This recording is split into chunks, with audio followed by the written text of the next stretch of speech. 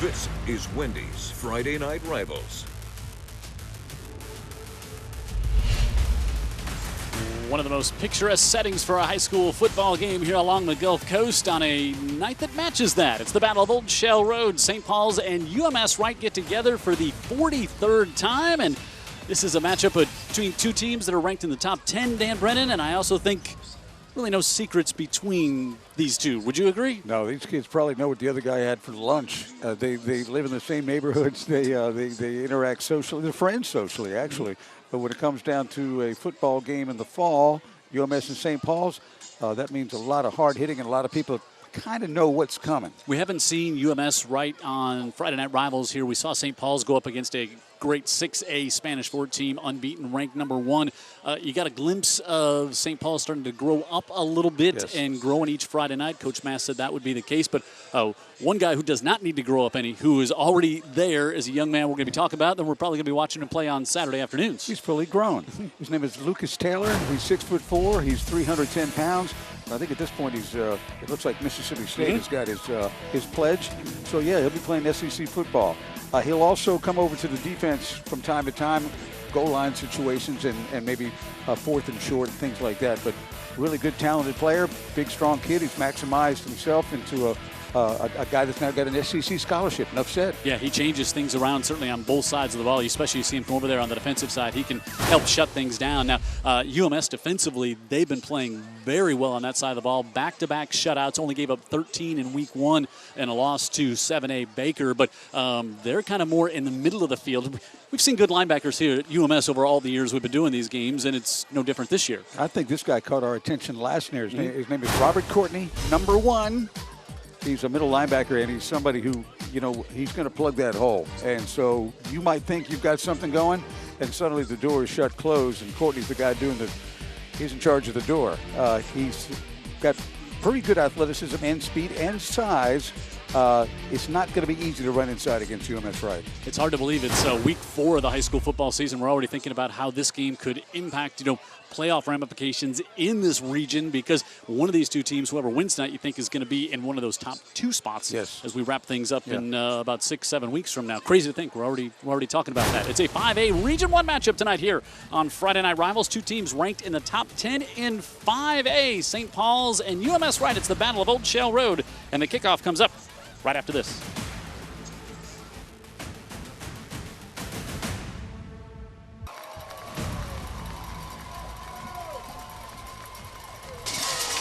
Wendy's Friday Night Rivals, an electric crowd here tonight on Old Shell Road. Jim Cox, Dan Brennan, ready for UMS and St. Paul's. Dan and I just talked about it. No secrets between these two teams. And Heather Healy on the sideline. Not a lot of secrets between these two coaches either.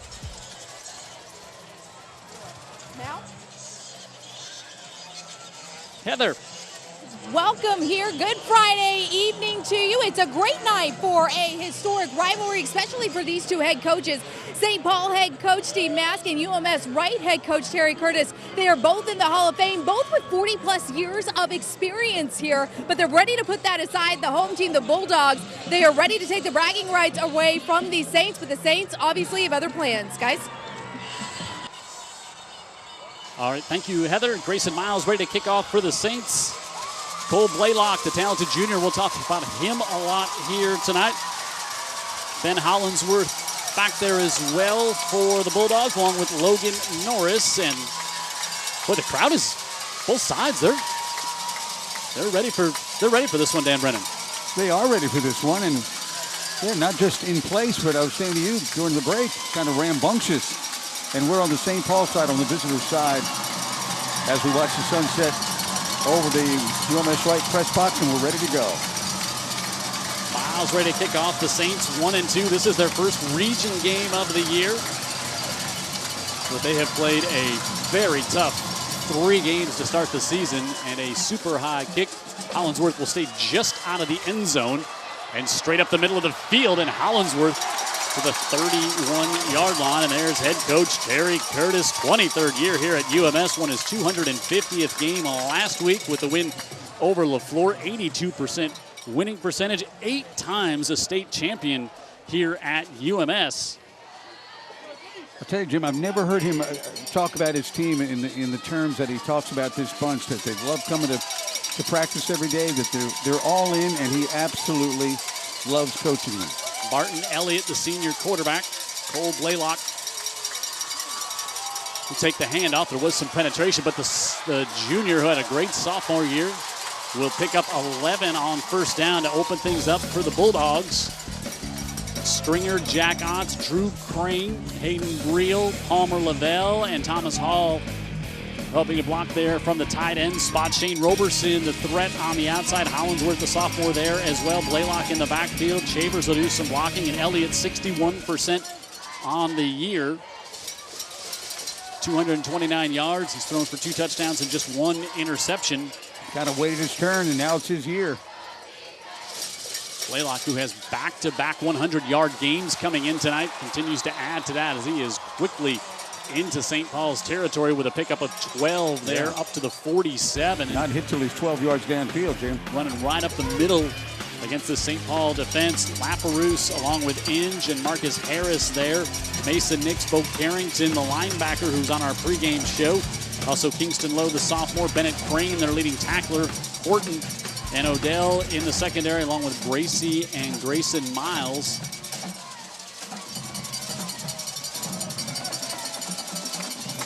Here, look at what Elliott has done so far this year. They've just started to bring the passing game a little bit along each of the first 3 weeks in a big hole, and now a flag comes back, and that's going to negate another long run. Would have been a pickup of about 9 for Blaylock, but that may be, it's going to be a hold from the spot there. Blaylock saw all the pressure coming through the inside because St. Paul's had to do something. They were bringing linebackers on a rush blitz, and he just veered it to the outside and got good yardage, but it looks like somebody on the edge. Got holding There you go. on the offense. Penalty's 10 yards from the spot of the foul. Replay first down. So we'll make it a 1st and 12 here for the Bulldogs. Coach Curtis, Brandon Dean standing just off to his right. Longtime assistant here. So Elliott looks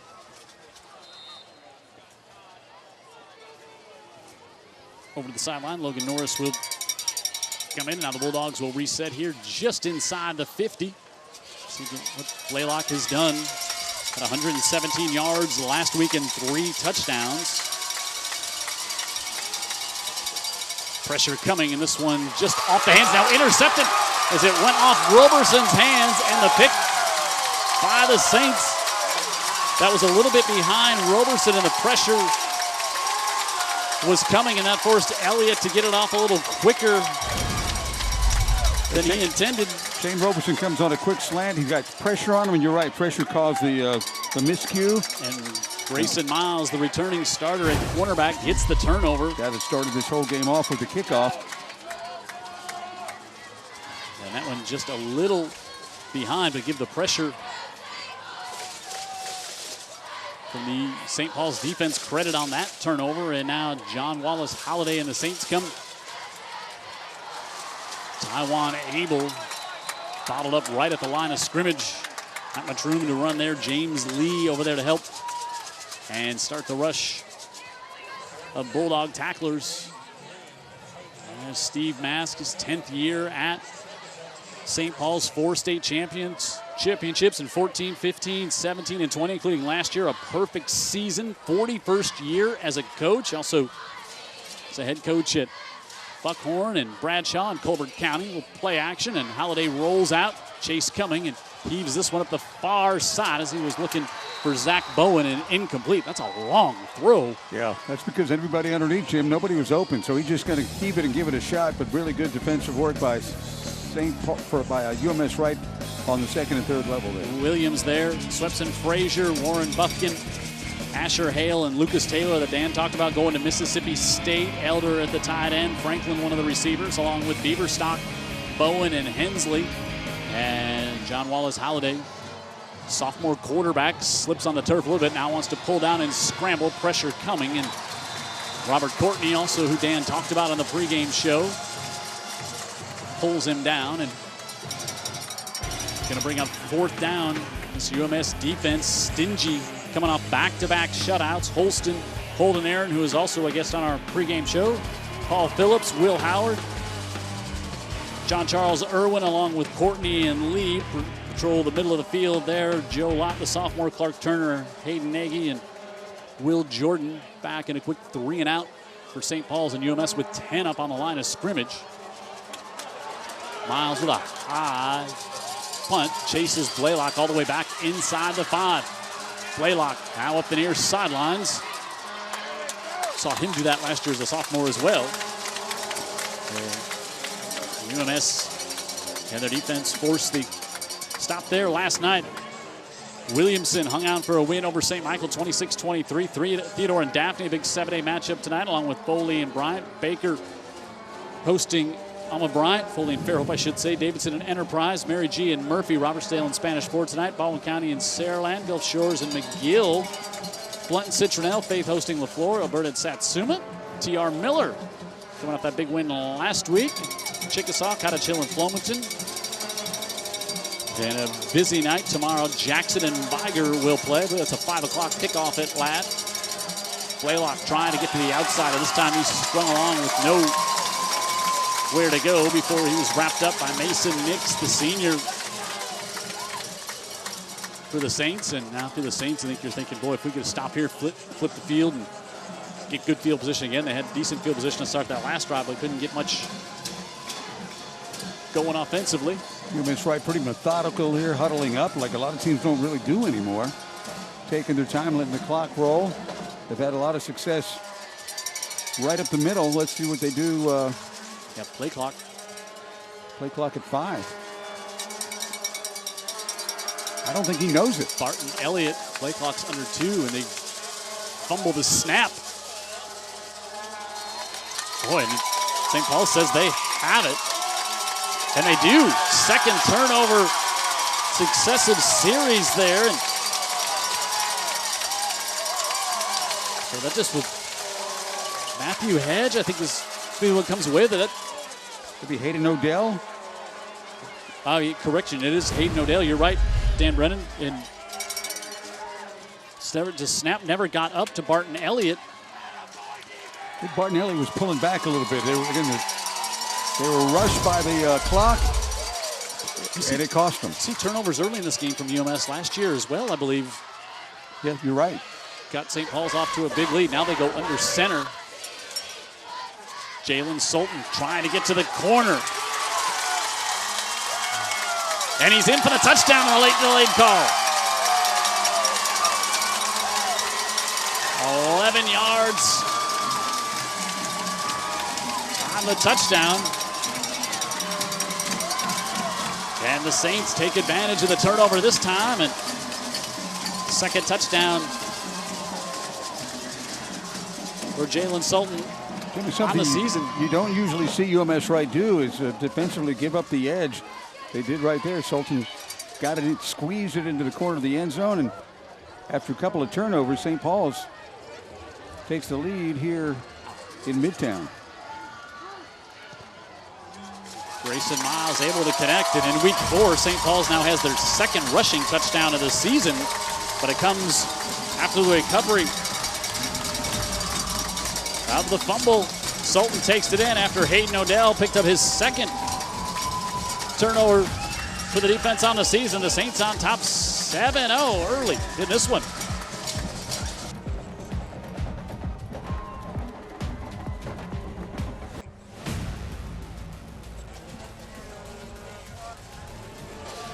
.37 to go in the opening quarter here. St. Paul's is taking advantage.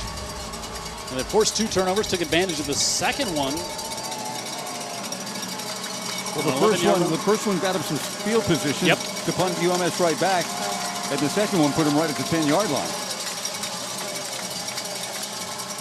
Grayson Miles got a big leg, and this one is high as well. And Blaylock had a foot in the end zone. They let him bring it out. And he's out to the 22.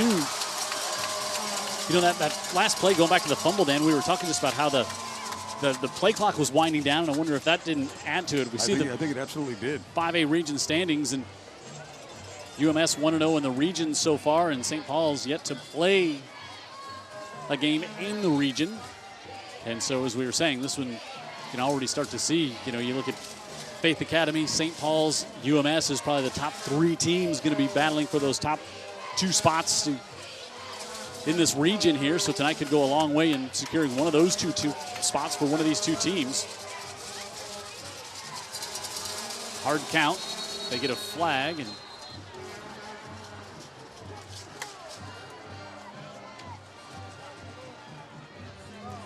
McConnell. Encroachment on the defense. Penalties 5 yards, still first down. McConnell Catch him on collision a center hard flag. count. Is that what they did Yep. right there? Okay.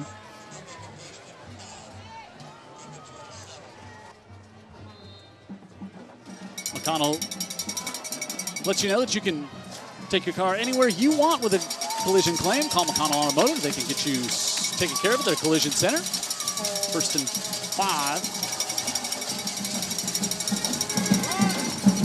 Laylock, a little stutter step and gets about back to the line of scrimmage, but not much more there on the left side. Will bring up 2nd down and 5 again. I remember for the against Bulldogs.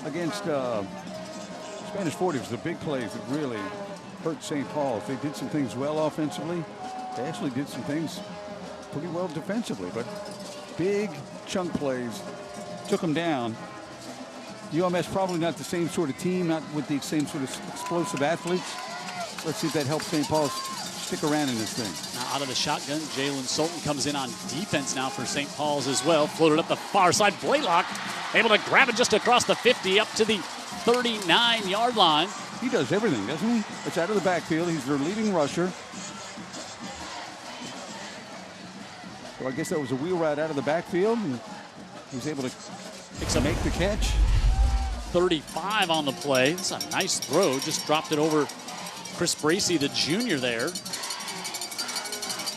So UMS first time we kind of saw him spread things out there. And big toss there. 2nd longest completion of the year for Barton Elliott. Back to Blaylock. Pound ahead for a couple up to the 35. They've got something there, Jim. Right over Drew Crane, Jack Otts, Hayden Breel, middle of that line. We're talking guard to guard. They've done a pretty good job of handling St. Paul's. A couple sophomores and a junior up there. I think we'll get a heat timeout here halfway through the first. So we'll take a break here as well. Battle of Old Shell Road. UMS and St. Paul's on Wendy's Friday Night Rivals.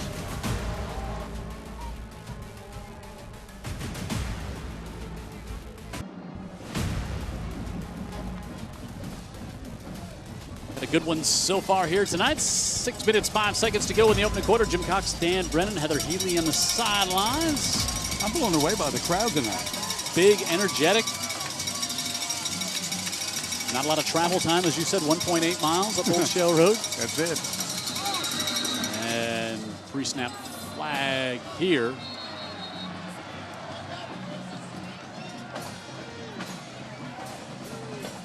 Flag was dropped over on the UMS far side of the field.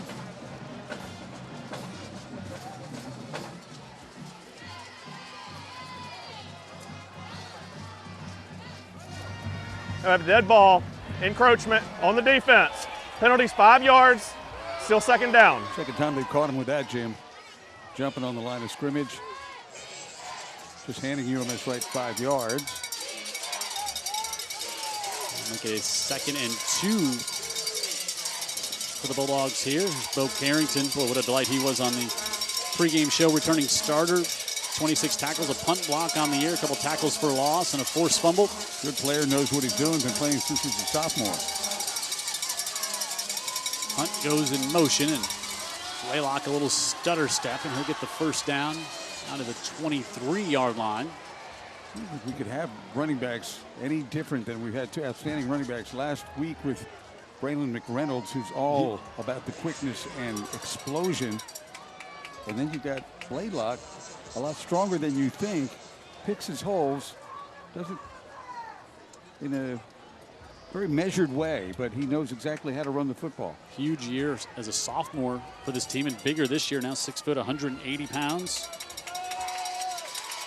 Has a 52-yard touchdown scamper already so far this season. New set of downs here for the Bulldogs. Good penetration coming on the far side as Bennett Crane shows you why he's the leading tackler for the Saints. Comes in and makes the stop on that one. Get just a yard for Blaylock. Yeah, that's off the outside. They had a pretty good push inside again, but again, St. Paul's trying to bring people to stop that rush. 2nd and 9 here. Coming up for the Bulldogs. Jake Jay, the sophomore, comes in, and now they'll go 4 wide. Jay stays in the block. Elliott looking to the right side and incomplete. He's looking for Phillip Hunt down there in the corner. Had 2 receivers, ended up pretty close to one another. Yeah, and I think I'm not sure. I'm not sure if I think Hollinsworth, when he touched it, Hollinsworth might have thought it was for him. He actually was the open receiver, Jim, because his defender slipped on the turf, which, by the way, is beautiful down on the field. So 3rd and 9 here for the Bulldogs.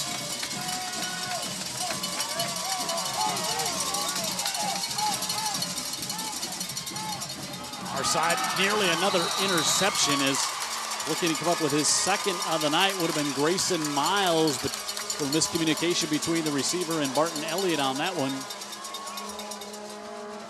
I threw it right to him. Carpenter has a 30-yard field goal on the year. It's a screenplay, and again, I think what else is really headsy play by.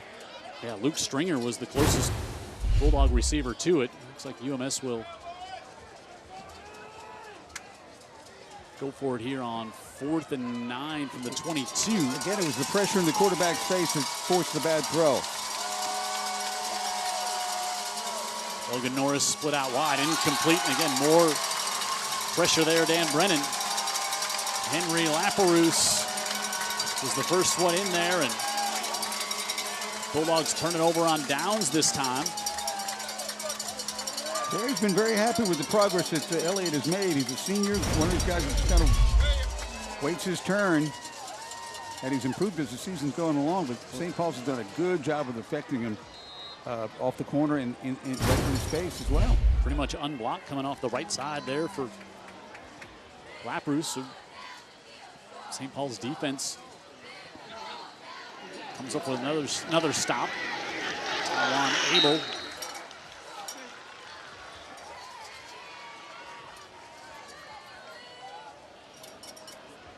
Pick up maybe 2 there on 1st down.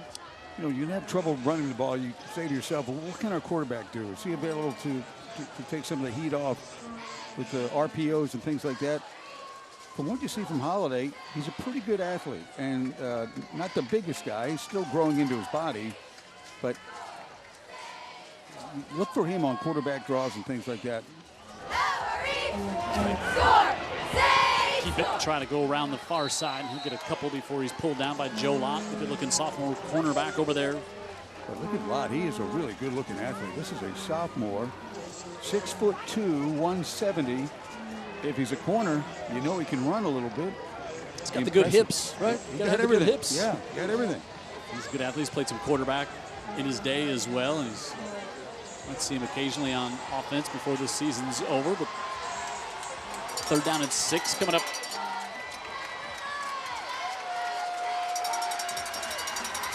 Holiday out of the shotgun. Pressure coming. Turner tries to give chase. Holiday rolling out, trying to get to the edge, and he will, and a big hit just shy of the marker. Holiday was met there by Hayden Nagy, but Holiday turned on some good speed to get around the corner. Yeah, he had just enough speed to get the corner, and that's around. Ooh, wow, Nagy with some intention. The junior dropped the shoulder and hit him just before he went out of bounds. And if you're a fan of the Reese's Senior Bowl, you know what his daddy does for a living. It looks like that kid has paid attention to some of those. He's watched a little film with his dad, right? Yes, he has. Dad, play the greatest hits again, Dad. Miles will punt it from the 20. Sky-high punt. Blaylock calls for a fair catch. And he'll take it at the 37-yard line. If you want to send us an email, hey guys at utv44.com. You can do that. We'll get to your questions throughout the broadcast. You can hit us up on text or Twitter as well. Check it in. Robert Cook, who loves to watch. St. Paul's alumni. He's up somewhere in North Mississippi. Some hunt camp watching the game on Facebook tonight. So cool. Always love hearing where people are checking in and watching the games from outside of our area here. BLP Paints. Paint the School Colors Cam and UMS crowd across the way. Big here tonight. And the UMS Bulldogs back on offense, trailing 7-0. And Blaylock on the right side.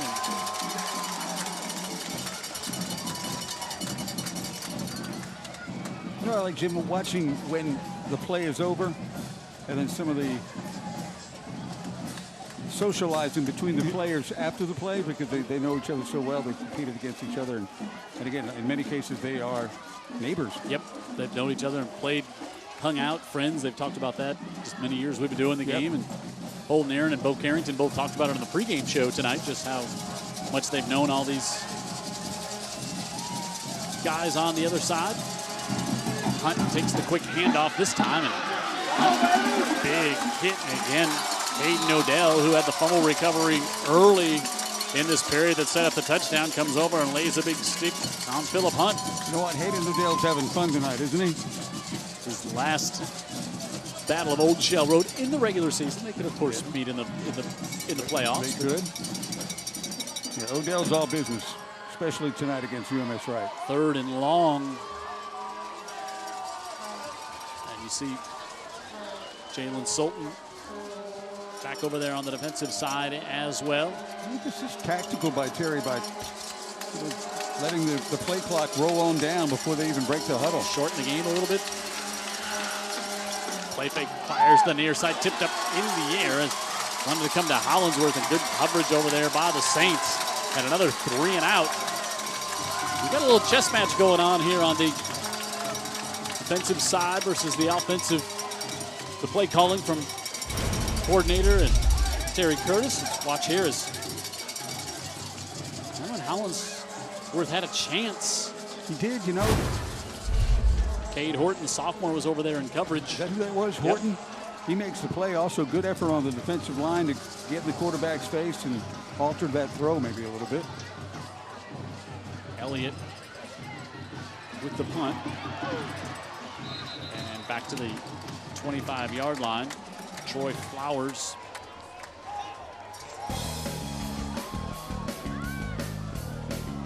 And I want to thank Wendy's, being our presenting sponsor of Friday Night Rivals here on UTV 44, and also Andy Citron Injury Attorneys.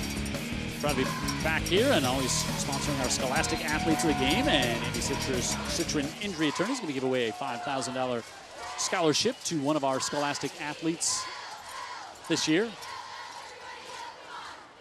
Halliday able to get it to Bowen, his first catch of the night. He'll pick up 8. Had a little space there, and Bowen with his 11th reception on the year. Good look by Holiday, who's just trying to get comfortable. You were talking about that St. Paul's crowd down in front of us. It's a big crowd. Overflowing on the St. Paul's side of the stadium here, Cooper Stadium, and of course they're all packed in on the UMS-Wright side too. Big game. Helps it's a beautiful night for football as Abel up to the 37. That'll be good for a first down. Nope, that was actually Jalen Sultan. Yeah, remember, go blue. It's Prostate Cancer Awareness Month. USA Health Mitchell Cancer Institute. First down here. Prostate cancer. As we get a flag here. Prostate Cancer Awareness all month long here in September. That was a quick drop of the flag. That's going to be defense. It is. So there's Does it seem like there's more intensity than usual in this game, Dan Brennan, or is it just?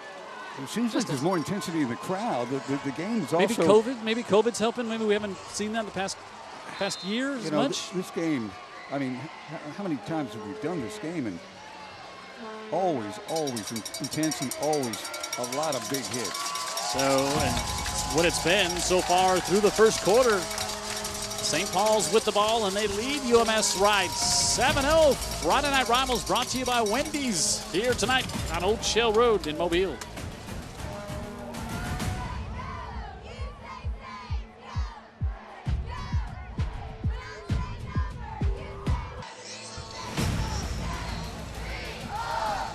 Through one, St. Paul's on top of UMS-Wright 7-0. Jim Cox, Dan Brennan, Heather Healy on the sideline. Jared Kihas in the truck. Thomas McDonald in the truck. Our great Friday Night Rivals crew here tonight. Matt Melton, our statistician. So far, speaking of stats, UMS-Wright's got the stats. St. Paul's has got the lead after one. 1st and 5 after the UMS penalty. Holiday rolling out, steps up, flings it over the middle of the field. He's got it complete up to the 34-yard line. That's what I think Holiday can do. Don't you get that sense from him, Jim? He's mobile enough to get around and throw on the run, and got a little whip of an arm. Trenton Mace with his second reception of the night. And like we saw earlier, even when he's scrambling around, does a good job keeping his eyes downfield. Yeah, coach's son. There you go. Boy, they were running on that one. I tell you. They had Trenton Mace at fullback on that play, and he couldn't wait to get out of his stance and bust somebody.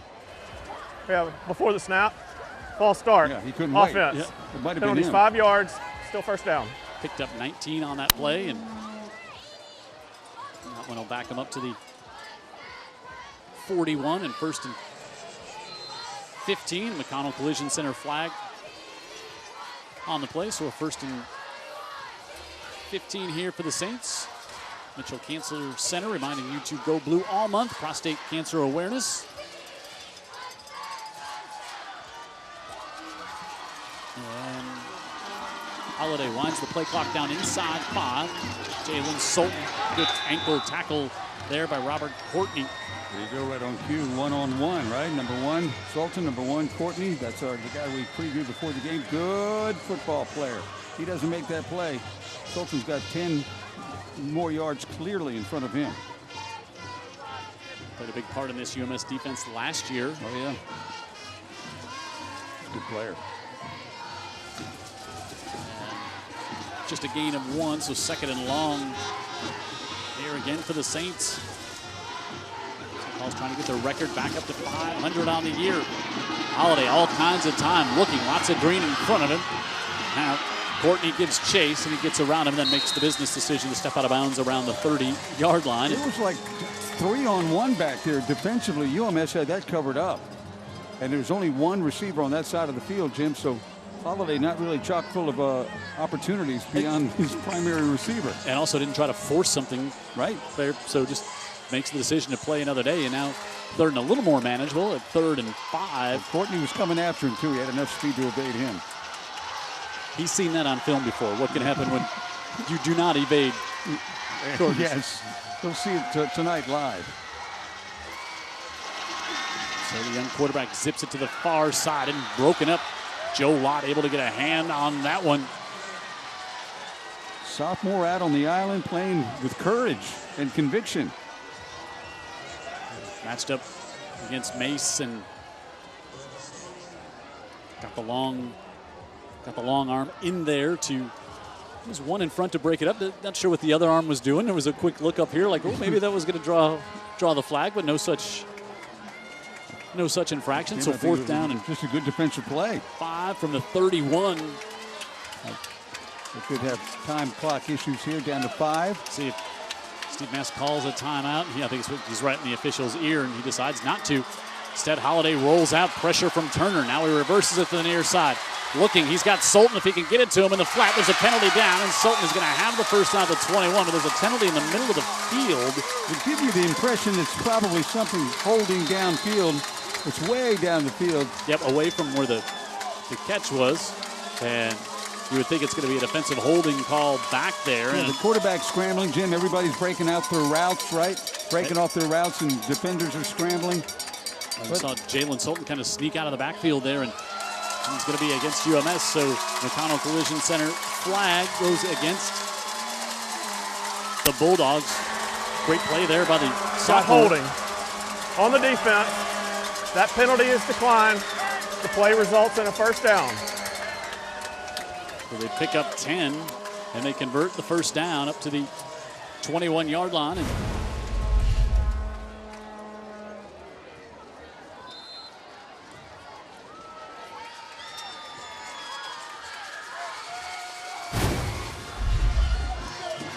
give on the end around, and not much doing there for Owen Beaverstock. Aren't misdirections supposed to fool people? UMS stayed home on that one. Jeff Holston able to make the stop. Like a security system. They stayed home. Not easy to trick UMS-Wright. Not now, not 20 years ago. Probably 20 years down the road. Probably. Probably won't be the case either. So they lose a yard on first down. And I think I referred to Holiday as a sophomore, as a junior quarterback here for the Saints.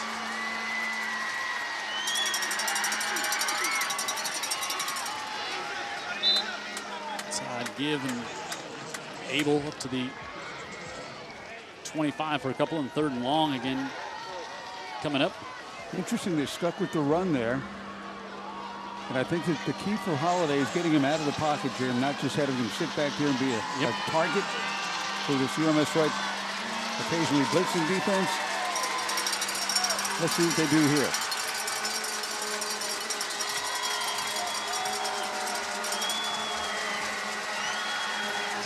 Jackson splits to the top of the screen. They'll keep it on the ground. Abel breaks a tackle, and he's going to have first down. The ball, look, it came out at the end of that play, and Abel is able to get there, and it's going to be first and goal for the Saints. Another first down, and USA Mitchell Cancer Institute first down for the Saints. Well, this, it came out, but he was well down on the play, and now Pro St. Paul crowd on this side love the physical nature of that run.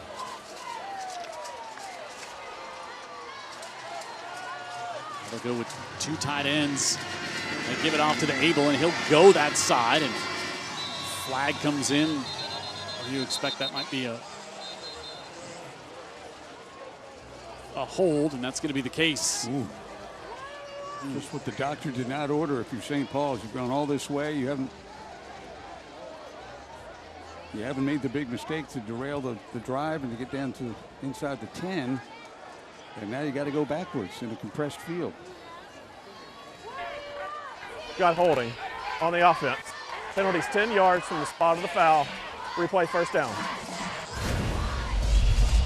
Take a look. Maybe right there on the on the edge. That's probably what it is. Yeah, it might have been, I think, Lucas Taylor, or it might have been Asher, 76. One's 320, one's 310. Tough to tell in the middle of that pile there.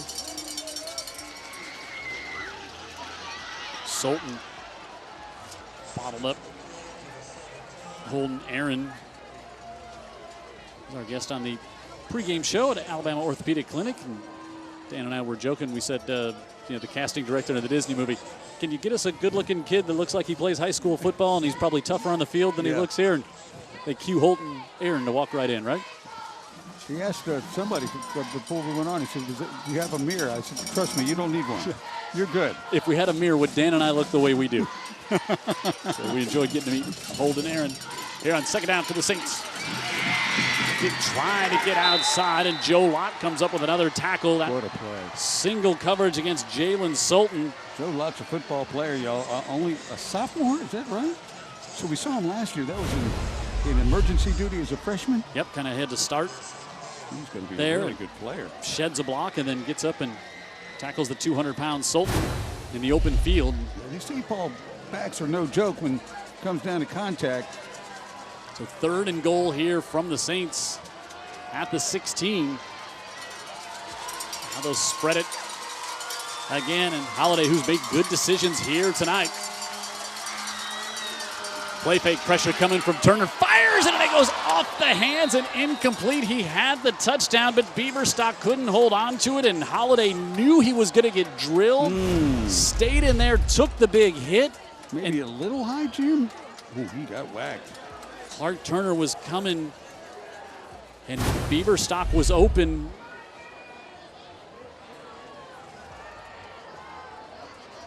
Boy, when you know you're going to take that hit. What's the play again? Yeah. They say if it's on your hand, you should catch it. Beaverstock certainly would say he needed to catch that ball. And tough break for St. Paul's. It could have gone up by 14. This will be a 33-yard attempt for Grayson Miles. Holiday to hold. And the kick is good. They settled for a field goal, but they increased their lead to 10. And the Saints lead UMS here at Ervin Cooper Stadium on Old Show Road. 10-0, 6:42 to go in the second.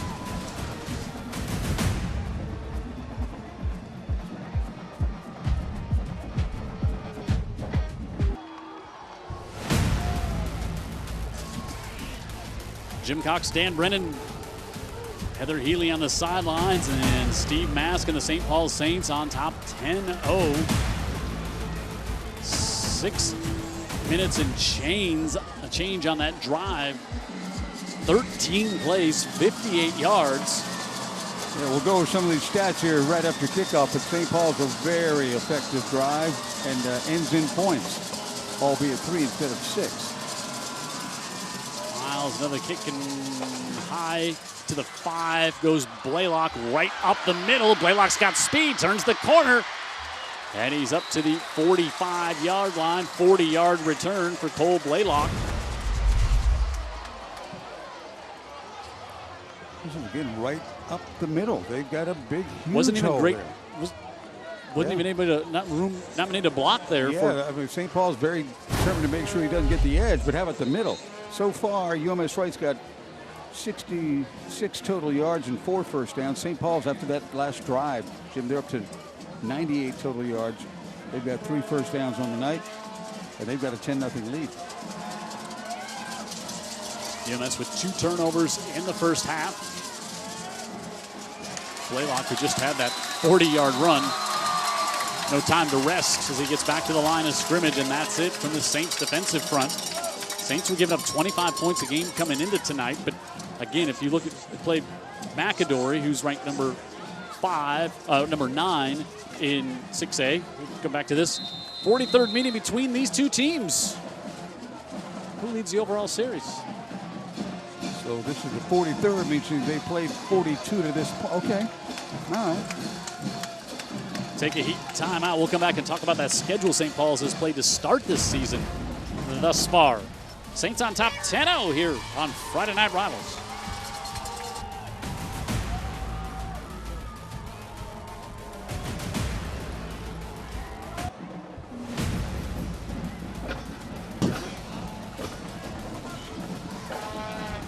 Back here at Ervin Cooper Stadium, Jim Cox, Dan Brennan, Heather Healy on the sidelines, and a good one here tonight. UMS and St. Paul's 5A Region 1 matchup. We were talking about St. Paul's opened the season with a loss to McAdory, who's number 9 in 5A. Then they played number 1, in 6A, number 1 in 6A, St. Spanish Fort, and then they beat number 9 Williamson in 4A last week. So it's been tough. Martin Elliott with a flag down, looking a handful of jersey, will not slow down Roberson, who makes the catch. But I think this might be a holding call, and indeed it is. That one going to come back. Luke Stringer, from his reaction, is the one that the call is going to go against. It negates the big gain. Elliott with a really nice ball. And a really nice catch. Roberson has 7 catches on the year for a touchdown.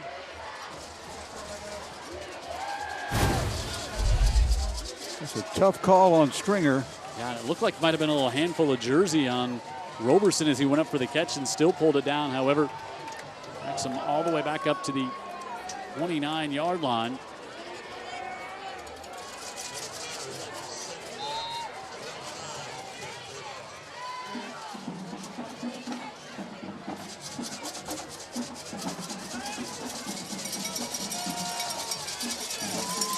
Second and 25 after the spot foul against the Bulldogs. Elliott, middle of the field, fires. That one picked off. Bracy with the interception, and he's going up the far side, and he's knocked out of bounds inside the 30. Third turnover of the first half, and Elliott maybe looked a little frustrated on that one and put a lot of heat on it. And Bracy, the junior roaming out there, comes up with a pick, Dan Brennan. Yeah, he just was determined to put it there one way or the other. Wasn't really on target either. He was getting some pressure again. Both these teams have done a good job of affecting the quarterback physically and probably mentally as well. Getting pressure on him, not clean pockets, and 3 turnovers in the first half against UMS-Wright. That is not something we almost ever see. So now St. Paul's with a chance to really blow this game open. Holiday with time. Now wants to roll out. Fires, and that one's going to be incomplete. How about that holding call that wiped out the big gain right before that? Let's go down on the sidelines. Heather Healy is here taking in her first ever battle of Old Shell Road. What you think so far, Heather? Not a bad rivalry, if I do say so myself, but this has been going on for 40-plus years. You have got players that are here on the field right now, but you've got their parents that have played as well, and a bunch of people told me as they were coming into the game that this is like Auburn, Alabama, but at the high school level. Head coach Steve Mass for St. Paul, he said, excuse me, that this atmosphere is unlike any other in any other games that he has coached. So this is a lot on the line for both these teams, guys. Yeah, able to fall on that ball. Yeah. Otherwise, we'd have had a St. Paul's turnover to go with the 3 we've seen from UMS so far. And it is such a great rivalry. Parents, or we talked about it, parents are friends, families knowing one another. You've got lots of UMS and St. Paul families that marry into one another, and that leads to a whole big, where are we going to send the kids? Yeah, I think I've got some information on Courtney, the UMS-Wright linebacker, who's got St. Paul's. 3rd and 13. Holiday rolling. He's got a lot of room. That's a flag. This one looks like it's going to come back, and the junior scrambling is going to get the first down. That flag was way behind the play, wasn't it? Yeah, all the way back at the 29, right at a yard behind the line of scrimmage, and this one is coming all the way back, but still, boy, you got to like the decision-making by Holiday so far here tonight. Really making good decisions and not trying to force much. No, he looks a lot better than he did against Spanish Fort, that's for sure. There's got the flag. Holding. Yep. On the offense. That was penalties 10 yards from the spot of the foul. Replay 3rd down. He was already 5 yards downfield. So, unless he pulled a machete. That's going to go all the way back to the 39-yard line. That's what happens when the quarterback scrambles, gets the offensive lineman in weird angles with the guy they're engaged with, and sometimes it just happens. 3rd and 23 now for the Saints. Holiday gets that one off, and Jalen Sultan, the ball came loose at the end of that play. Hit from behind. UMS is saying they have it. The officials are saying it's 4th down. That's a big recovery by St. Paul's. They've got a chance here to, before the half, pin UMS-Wright way back and give them a long field to deal with rather than the Bulldogs starting at the 35. Boy, those 2 penalties, though, they had a chance to have the great field position. Here, the hit from Holden Aaron knocked that ball loose. And now Miles will try just to pooch one up. His Blaylock will stand at the 10. Bad snap, and now Miles has to go all the way back. Chased to his 35 and brought down there. Well, they're at the 35. They're at the other 35. A disastrous series for St. Paul's after they came up with their 3rd turnover the first half. The snap was just a bit outside. Watch. No chance. Wynn Lambert with the wide snap, and Miles had no chance. And That could be a game-changing no question. I play. mean, they had the ball down inside the 30 to start that drive after the interception, and they went backwards.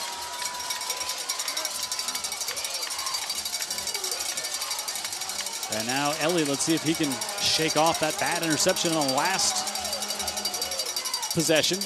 Blaylock on the right side, trying to get to the edge, and he's going to be thrown for a loss back to the 43-yard line as Mason Nix was there, but Kingston Lowe, the sophomore, did a great job of stringing that out, and a flag.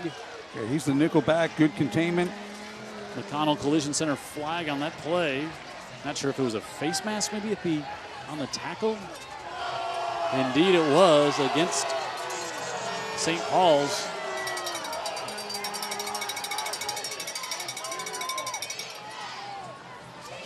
I can't say that I saw it. Now it's on the other sideline. Ooh, it's the 15. Collar, horse okay. collar. Got it. A 15-yard variety. Let's watch here. That's Lowe giving chase. And then, yeah, there's the hand inside the jersey by Nix. It was on the jersey. I don't know if it was over the pad. Tough call.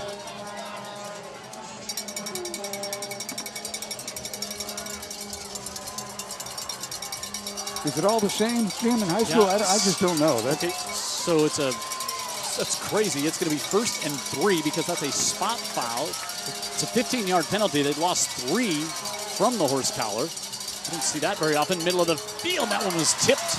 They were trying to come to Blaylock. Boy, after 3 turnovers already, UMS-Wright is tempting fate a little bit here, throwing it over the middle. Bo Carrington There's Carrington. able to get his hand on. He was doing chin-ups during the show, wasn't he? I mean, this is he's all about the extra effort, Bo Carrington. Jim Bibby watching down in Gulf Shores. It's like our Mike Piera in the booth. You can go to him. He's ours. Get the official word. Blaylock, not much to go there, but he does not get the first down, and it's going to be 3rd and about a yard here for the Bulldogs as we approach 3 minutes to go.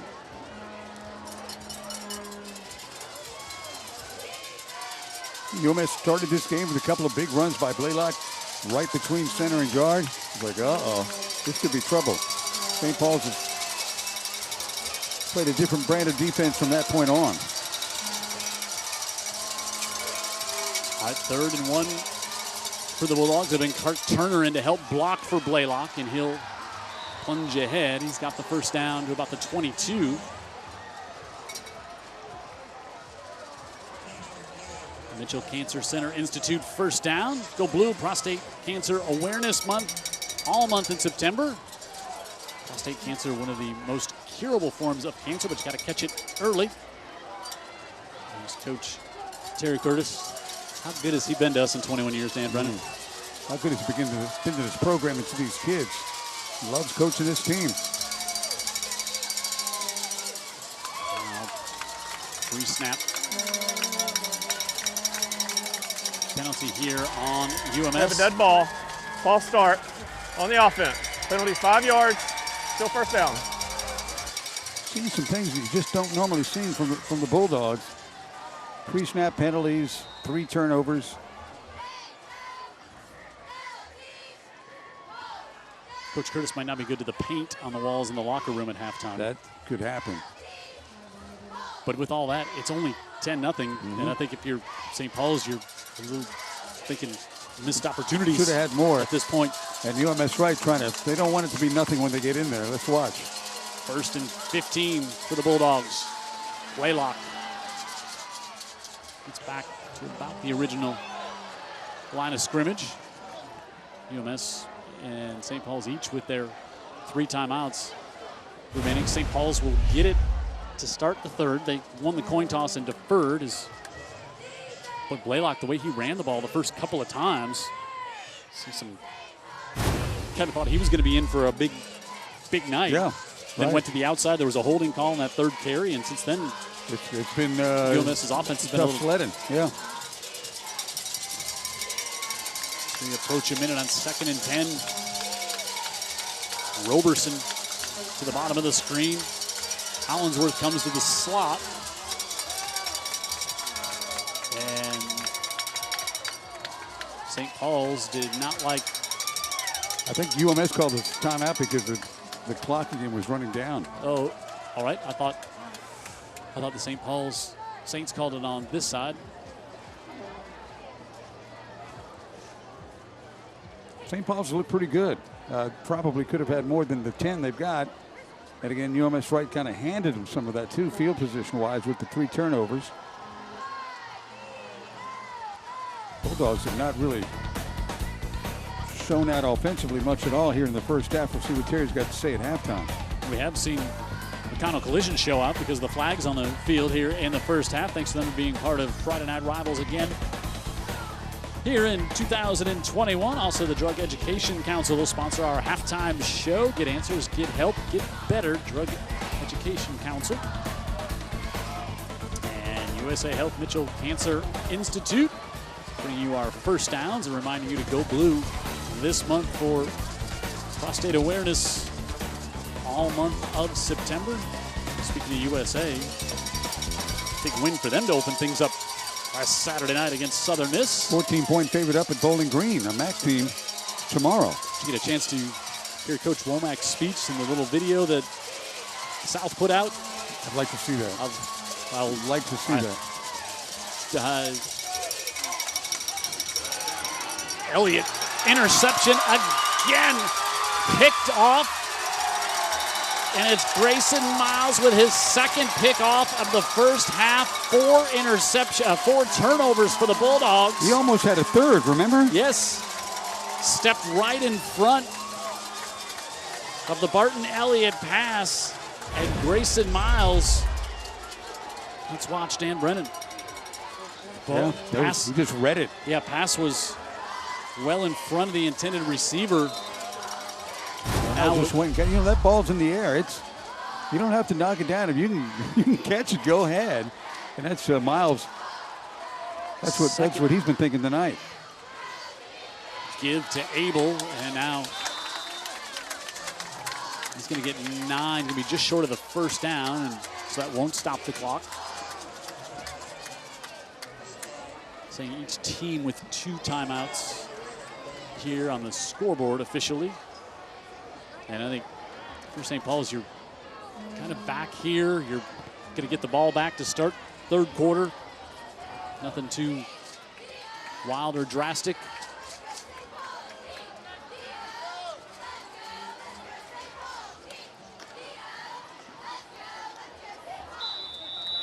And that will bring the first half to a close. And you know, Jalen Sultan was squeezing that ball extra tight. That was the instructions from Coach Mask to get to the half with the lead, and they do.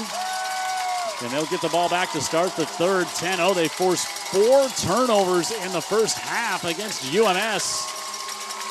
And they have the 10-0 lead, and Heather Healy has Coach Mask down on the sideline. Heather.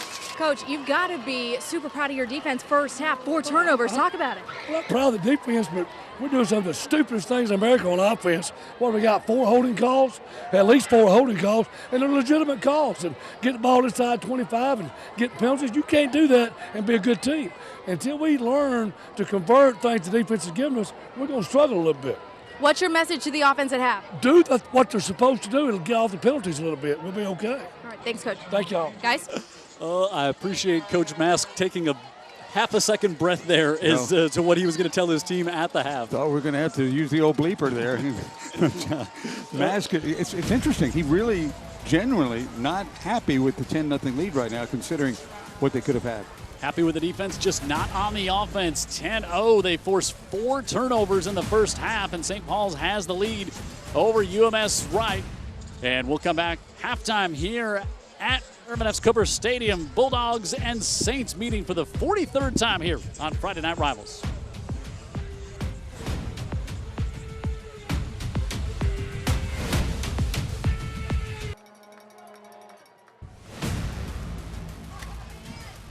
Halftime score here at UMS, where St. Paul's has a 10-0 lead. Jim Cox, Dan Brennan, Heather Heatley on the sidelines. And, boy, I think Coach Mast kind of summed things up there.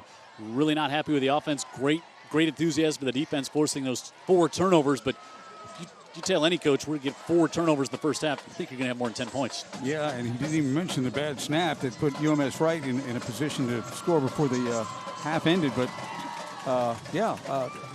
UMS-Wright handed St. Paul some opportunities and then kind of snapped them back with penalties and such from St. Paul's. It was it wasn't a game with a whole lot of defined rhythm to it, but St. Paul's had opportunities if they just made the play at the right time. The scramble, of course, that they had by Holiday when he got it down to the 9-yard line, and the was back on a penalty. Right, the holding call took it back, and one thing Mask said too was they were legitimately holding calls. Didn't blame the officials. No. So we'll have some players already that we'll thinking about nominating for our player of the game. But last week it was this young man that you love, Braylon McReynolds. Boy, what a night he had, Dan Brennan, and he lived up to the billing coming into this one. Man, he cuts so well vertically in small spaces, and then when he's got to take you on, he is a ferocious downhill runner for his size, about 175 pounds. And he does finish. You mentioned Barry Sanders. That lateral move reminds you of old Barry Sanders. I don't know that we've seen a running back in the 20, 21 years who's got these quick bursts inside a small window as McReynolds.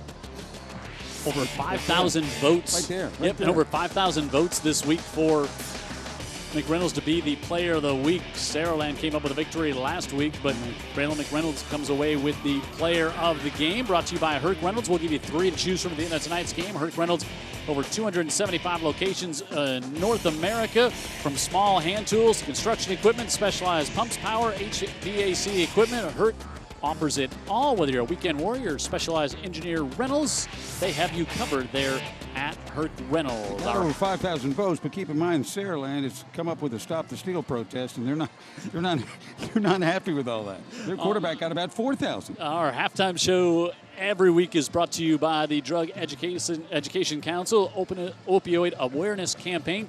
Prescription opioid abuse is a critical public health issue. Of course, opioids are among the most addictive drugs out there, and sometimes teams are prescribed them for things, sports injuries, or even a dental procedure, and opioid misuse can have lasting effects. And so be careful with that. Overdose from opioids are on the rise in America, and Americans suffer from this addiction of all ages and races. To find out more, you can check in with the Drug Education Council, our local organization committed to providing drug education, prevention, and intervention services in Mobile and Baldwin County communities. They do such great work. Drug Education Council, get answers, get help, get better. You can visit drugeducationcouncil.org for more information. And thank you for them, to them being a great part of our broadcast this year, our halftime show. And we'll talk more about this great matchup here on Old Shell Road, St. Paul's and UMS tonight. Right now, it's the Saints on top by a score of 10-0 here on Friday Night Rivals.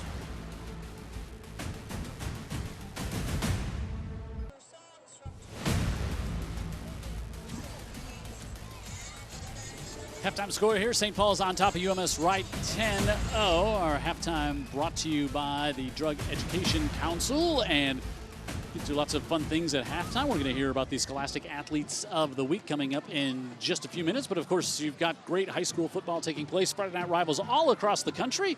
And let's go back and look at some of the greatest plays that took place last Friday night in all the great games throughout the land.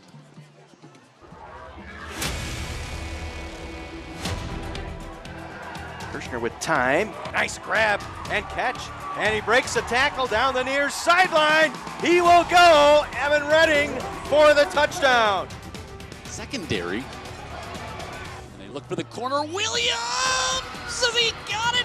Yes! Touchdown, Saraland! In my opinion, there hasn't been that kind of dual threat quarterback in the Central State 8. Lorenzo Williams, the quarterback, fumbles. Springfield High picks it up. Live ball. Touchdown, Springfield High. Armistead trying to be the hero. Kick is up, and the kick is good. Just got inside the upright. Wow. Prosser gets rid of it quickly. Ryan blue ball. Hooking lateral down the sideline. Carson Modrak is in for the touchdown. Here it is from behind. And it was picked off by Eric Lewis. Closer look right there. They got him in a long yardage situation. Here's the second down play. Pass to Raw. Has some room. Only has one defender to beat. Gets by him to the 10, 5. Touchdown. Needed. They taking the lead. Lines up in the quarterback position. Drops the ball. Back up the middle. Touchdown. Needed. They take the lead. Maybe the fumble to him just got messed up their timing. So two things I really love there. Yeah. One, hearing Chris Stewart on the call up there. And also, I don't know where the game was being played. Oklahoma City. It looked like the rough was from the U.S. Open. Like the grass was above. Oh, that was in Illinois. I want to know who number 22 is. He's pretty good from Oklahoma City. Yeah, he's pretty big running the football. Yeah, good explosion. Too. So every week we'll bring you those great highlights from all across the country. And we're 3 for 3 on making it. I think we'll maybe see if we can get one here in this contest as well. Let's get to our Scholastic Athletes of the Week, brought to you by Andy Citron, injury attorneys, Dan Brennan. Vivian Quinley, St. Paul Saints, 4.3 GPA. Soccer and cross country takes up a lot of her time too, but she's fine with that. She's on the headmaster's list. AP courses, youth worship band, spin class teacher. Wow. Plans to major in English or social sciences when she goes off to college. Very, very good with Vivian. And at UMS-Wright, it's Walker Wilcox. He's kind of pouring it on. 4.80 GPA. Well, his nickname has been the Governor since he's been about 6. That's funny. Yes. Football and baseball. Also, National High School, the AP Scholar with honors. He goes on and on. Scholar Bowl, UMS-Wright Honor Council VP. So a real leader on the football field, baseball field, and certainly in the classroom and on the hallways. 5'5", 173 nose guard. Yep. So he's you got to think a little bit. If you don't have the brawn, you got to do that. He's willing to give everything he has, and he's done it to UMS-Wright. I've known that young man since he was just even before they started calling him the Governor. So thanks to Andy Citron Injury Attorneys for sponsoring our Scholastic Athletes of the Week. And again, one of these athletes is going to get a $5,000 scholarship at the end of the season. At the half, it is 10-0. St. Paul's with a lead over UMS-Wright. We'll come back, recap that first half, and get you ready for kickoff in quarter number 3 right here on Old Shell Road.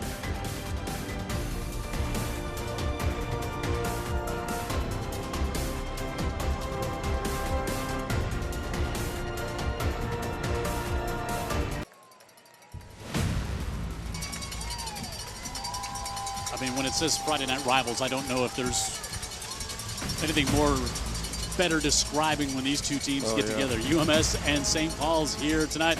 Over at Cooper Stadium, Jim Cox, Dan Brennan, Heather Healy on the sidelines as we sit high above the coop here tonight. And in that first half, I think, just like we talked about coming out of the first breakdown, just all about those turnovers and how if you're St. Paul's, you're excited, you're frustrated at the offense. If you're Terry Curtis, you're so frustrated at your offense right now. Yeah, I mean, 4 turnovers, that's the good news for St. Paul's, that you're able to turn UMS-Wright over like that. The bad news is you really didn't cash in like maybe you wish you had. I think that's the regret they have at halftime. First one with some pressure on here, goes off the hands. And 1 of 2 for Miles. Yep, Grayson Miles ended up with 2 picks in the first half. And then this one, ball came loose, and that was the safety. That was the big one. That was Holden who got, Hayden Odell who got that one. Then another pick here by Miles. And St. Paul's, as you said, not able to cash it with many of them, but Sultan had the 11-yard touchdown run after the fumble recovery. That's been our only touchdown of the first half. A rare run to the corner, getting the edge on UMS-Wright, and he scores on it. Yeah, so you look at, not a huge difference, not a lot of offense from either team out there, but the turnover should be 4, not 3. If I had a telestrator, I'd circle it, but it should be 4 turnovers there, but just not much going on the passing side for no. You look at total yards, 102 to 66. That's not much. No, and hence why there's probably only 10 total points in the first half. And we saw that as Holiday, who's pulled it down and scrambled when he's had to, made good decisions. Sultan hasn't had much room to rush, and Blaylock had 20 yards on his first 2 carries, but since then not much going on. And We heard from Coach Mask, and dare I ask Heather Haley what Coach Curtis had to say when he came back out, Heather? I will say it was just a little bit better. I asked Coach, can he give me anything, what you thought in the first half? And he said, well, not much because we didn't do much. We need to make plays and we need to capitalize on plays. They had 4 turnovers in the first half. We didn't. We need to switch that, reverse that, make plays, and that's what you're going to see in the second half. That's what he assured me, guys. Well, you know, I don't think there was any chance that Coach Curtis didn't clearly explain what the expectations were for the second half. Yeah, last year in a playoff game, I had a chance to visit UMS-Wright and watch that halftime interaction between coach and player. And trust me, by the time they leave, the message is clear. I look for UMS to come out with a little more energy here in the second half, but St. Paul's will get it first. And check out the old Bugs Bunny moon right there. Just a beautiful night, the most beautiful night we've had of the season by far. Yeah. Now, you know, we both aren't afraid to try to flip a game on special teams.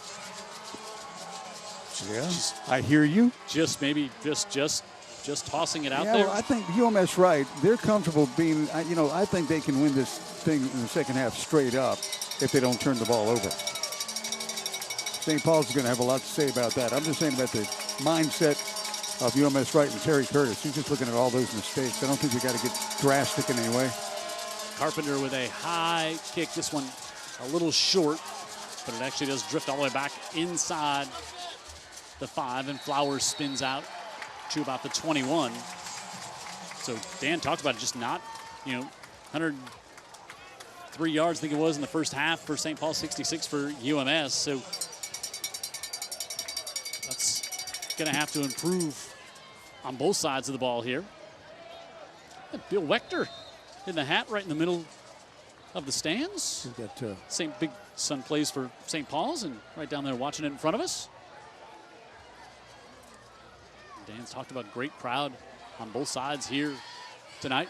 Halliday, that one tipped up in the air and incomplete. As going up was John Charles Ervin to get a hand on that. A couple things just want to touch on. Nice ceremony at halftime. Angus Cooper III was honored here as the 2021 Alumnus of the Year at UMS. As good job there by John Charles Ervin to get that one. Really good effort by Ervin. 2nd and 10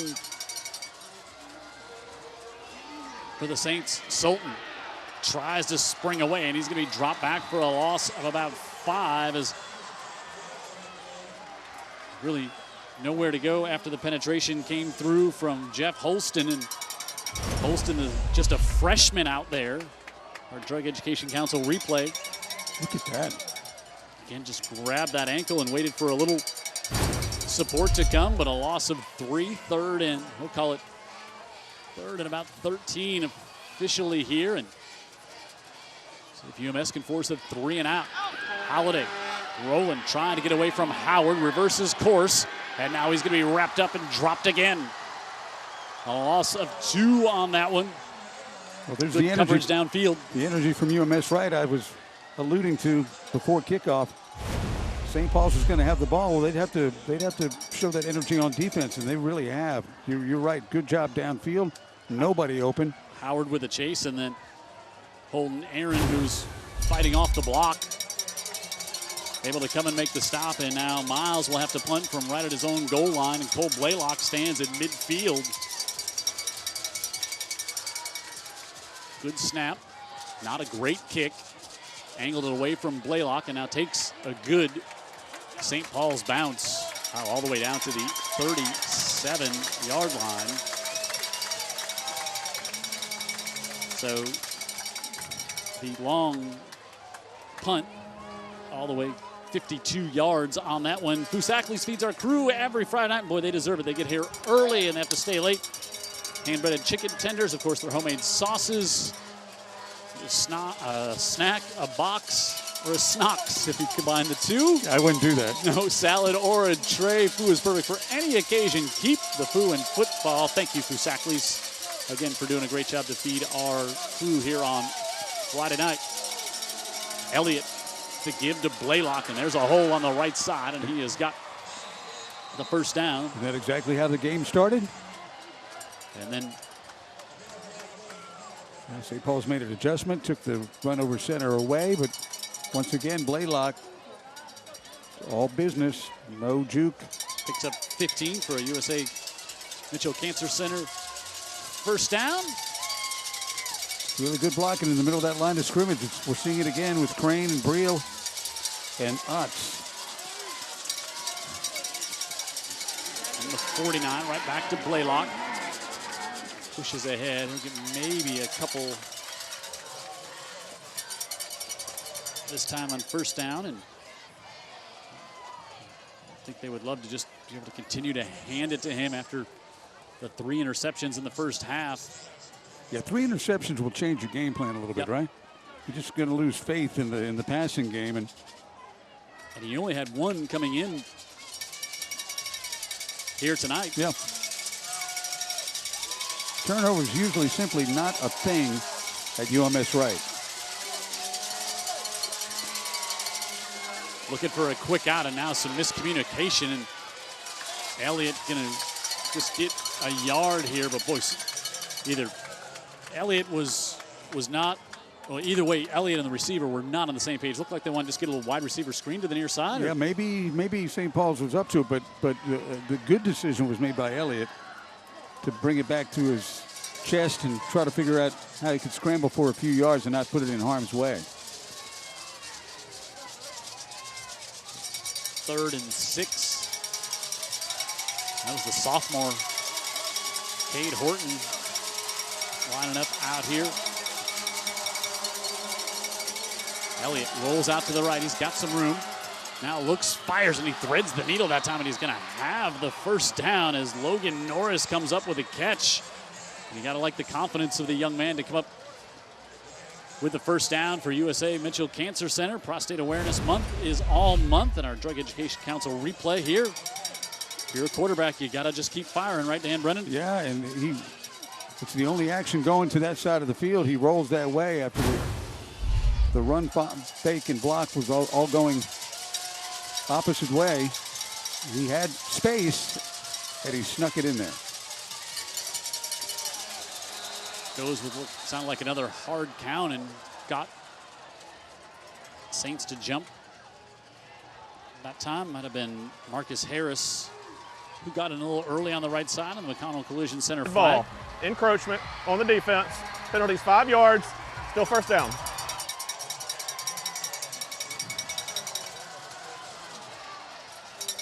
Pushes it up to the we've seen some movement between the 30s here tonight.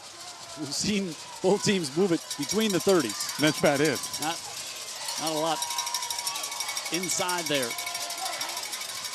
Roberson and Norris split to the near side. Clark Turner now in his little blocking back, and they give it off to Blaylock on the right side. And it's going to be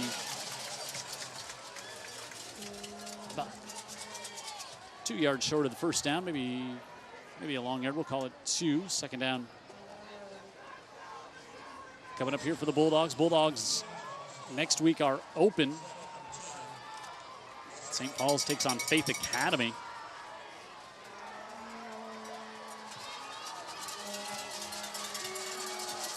And 2nd and 2 here for UMS, looking to get on the board in the battle of Old Shell Road. Blaylock, a little sidestep, and now he's got the first down and more. He's down to the 20, gain of 9. So another USA Health Mitchell Cancer Institute first down here for the Bulldogs. Very dependable back, Blaylock, and he is good with the ball. You're not going to see a lot of turnovers out of him. Throughout the month of September, Friday Night Rivals is going blue in partnership with the USA Mitchell Center Cancer Institute to support Prostate Cancer Awareness Month. All month long. It's the most common type of cancer found in men, but caught early, it's a 100% survival rate. First down here for UMS. Elliott rolls out, still looking, decide to keep it. He'll step out of bounds inside the 15. Oh boy, had one of the, I don't know if it was a St. Paul's coach or official get taken down on the sideline here. Such a scary situation there. Hopefully he's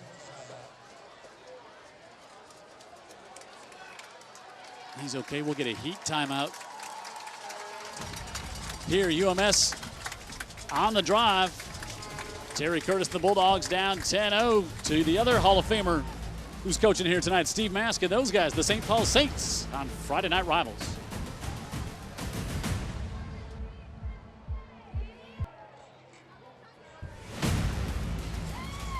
I don't want to say they built this auxiliary press box just for us, Dan Brennan, but it is kind of a TV press box that they built, well, maybe kind of for us here. I love it. Yeah, so much. You know, when we had Vic Lockett, he took up a lot of space in the box on the other side here at UMS. Yeah. And now we're able to come over here, and we're actually atop the visitors' side, but a great vantage point here at UMS, and the home team at 2nd and 3. In the red zone here, trailing by a score of 10-0 to the rivals up Old Shell Road. Blaylock, penetration, nothing doing there. Coming in, Johnny Inge, the junior. He's been in there a lot tonight, and that time he's able to get Blaylock behind the line of scrimmage. See what they do here. Some sort of a slant, but they just get a lot of people. They overload the line of scrimmage, and they're able to. They knew it was coming. It was going to be Blaylock. Yep. So and they also they set the edge on the far side, and Blaylock had to turn back in. Right. And there's Johnny Inge. Yep. 6'4", 210. Not a good reverse. 3rd and 5. Right back to Blaylock on the left side of a big hit. He's going to have the USA Mitchell Cancer Institute first down at the 11. Wow, that was a big. You might have heard that one from our parabolic microphone down there on the sidelines. And our Drug Education Council replay here. Yeah, tough kid. He sees the hole open up on the left side, and that was it. Hayden Odell. Hayden Odell again, who's played with a lot of enthusiasm tonight, for sure, realizing this is his last battle of Old Shell Road. Yep, had the fumble recovery. It looks like it's just outside the 10. BLP Mobile Paints. Paint the school colors Cam. 100 years for BLP Mobile Paints. Blaylock again. Maybe back to the line of scrimmage before Kingston Lowe, the sophomore, was there along with Bo Carrington.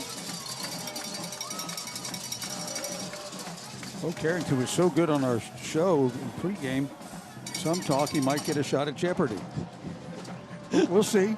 I think he might be able to host or be a contestant. Either Yes. one. He appeared to give. And student at St. Paul's, he knows the answers. So it was me, you, Mask, and Carrington. If there's one of the 4 who has a shot at that, we know who the 3 weren't. Hello, Bo. 2nd and 9. Elliott rolling out, looking for the big linebacker Morrison. He's got it. Robert Courtney brings in the linebacker, and Courtney sneaks out on the backside, and he's got the touchdown reception. Way back in the day, we called it the Soprano package when they bring in the defenders to help block down by the goal line. George Whittinger and crew. Yeah, this time he sneaks out and is a good enough athlete to run the pattern and get the touchdown. Robert Courtney had a safety last week and gets on the board this week with a touchdown.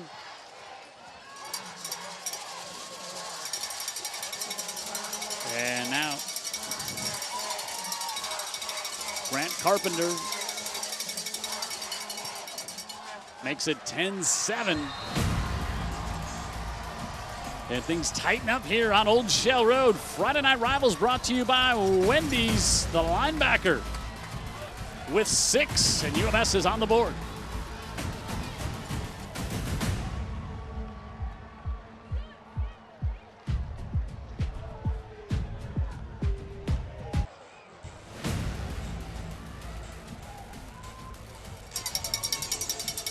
.414 to go in the third, and UMS on the board. Big stop coming out of the half. They go 11 plays, 63 yards, a little over 6 minutes, and Robert Courtney. Tim, if I got this right, we had just 2 possessions there, and then so far in the third quarter, St. Paul's got stymied, and UMS rolled down the field methodically. 6+ minutes there for UMS on that drive.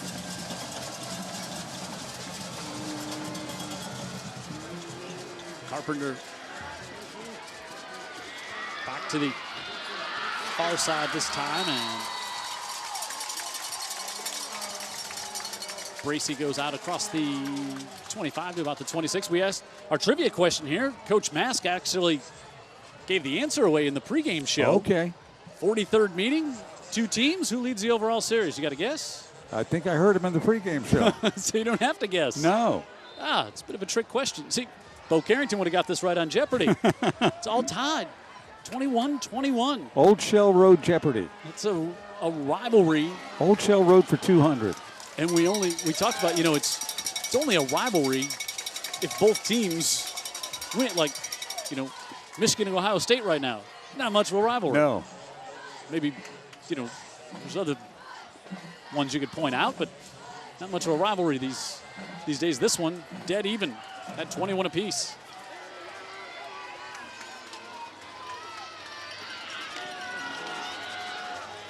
Will give St. Paul's a USA Cancer Center first down. Here I want to thank our fact-checking division, Fred Riley, on the trivia each week. Oh, yeah. Here. Yeah. The first down here. He's working hard Saints. from the basement of our records library. He majored in the Dewey Decimal System, so he's able to find books and things like that. He's been very helpful. We appreciate it very much. So first down for the Saints.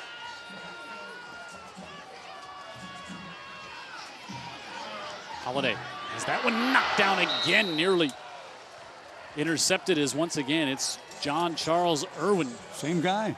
Able to go up. That's 2 pass breakups here in the second half. You have a game where you've got 2 pass breakups. I mean, that's a lot of thinking. It's a lot of effort. He's affected the game with those 2 plays. Bring up 2nd and 10. Those hidden plays that don't show up in any box score. Shotgun again for Holiday. Gives it off Abel. Gets a couple. Not many more as Robert Courtney comes up with a stop there. Yeah, of course. Old friend Billy Dial watching the game tonight here. He's seen a lot of these UMS St. Paul rivalries. Of course, his son Preston Dial started as a freshman, played in 4 of these, and then went on to play at the University of Alabama. He's watching the game here tonight. Not a better guy out there watching this game right now than Billy Dial. Rolling pressure. Holiday slips a bit, and he's going to get brought down. James Lee, the junior, with a sack. Well, Lee put the pressure on Jim, and then once Holiday began to stumble, it was over. Right there. Gone. See ya. The chase from Lee might have helped to the stumble. No doubt. As well. But he lost his footing a bit, and suddenly the race was even. Now another punt situation coming up here. Cole Blaylock will stand back at the 35.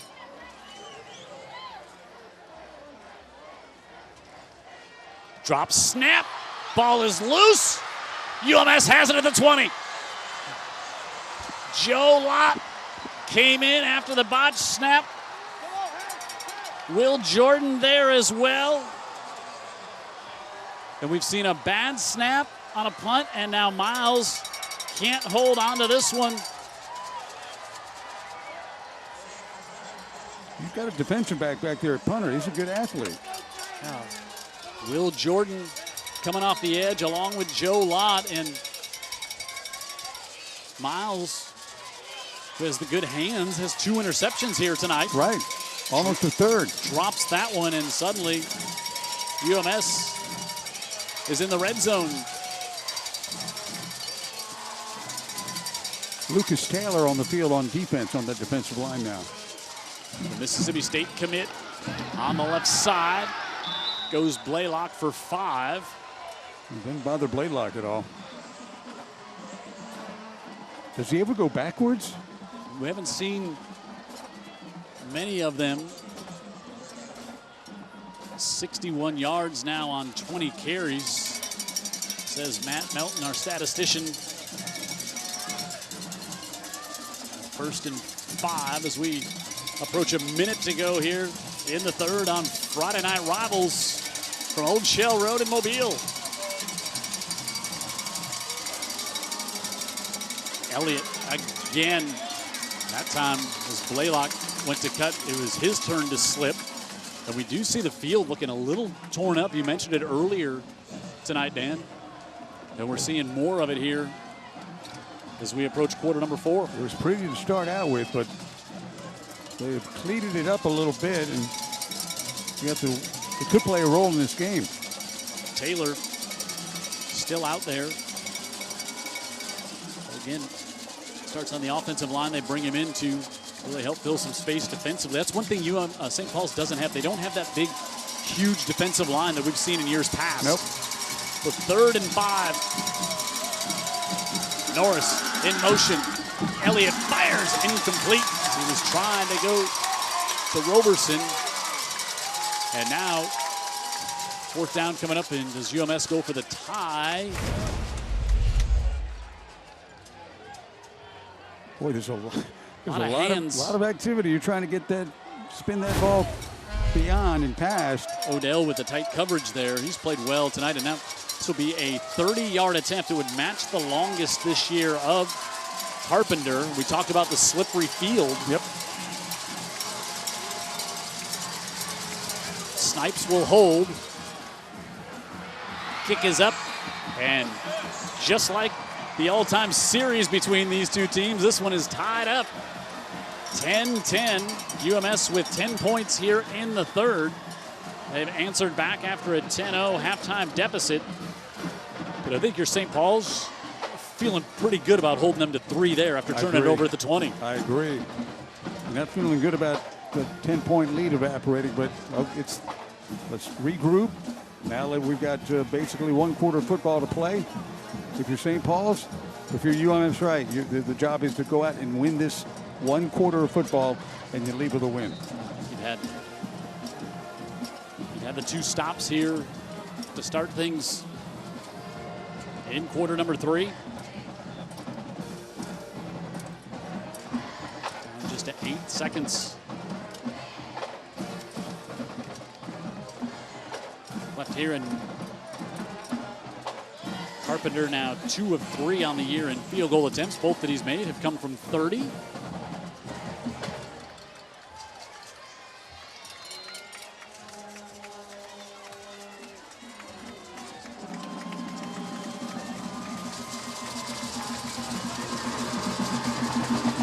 Carpenter this time comes to the near side, and Flowers takes it at the 3. Flowers cuts it back to the middle of the field, and he slips up around the 20, is down there with good coverage, holding Aaron again. Hey, Dan, as the Saints come on the field, I do want to take a moment to congratulate Lisa Marston, the volleyball coach at St. Paul's. The St. Paul's volleyball team today taking her to her 200th career win at St. Paul's. That's impressive. Impressive for the volleyball coach of the Saints. We'll see if the football team can get another win here tonight. All tied up at 10, headed to the 4th quarter on Wendy's Friday Night Rivals tonight here on UTV 44.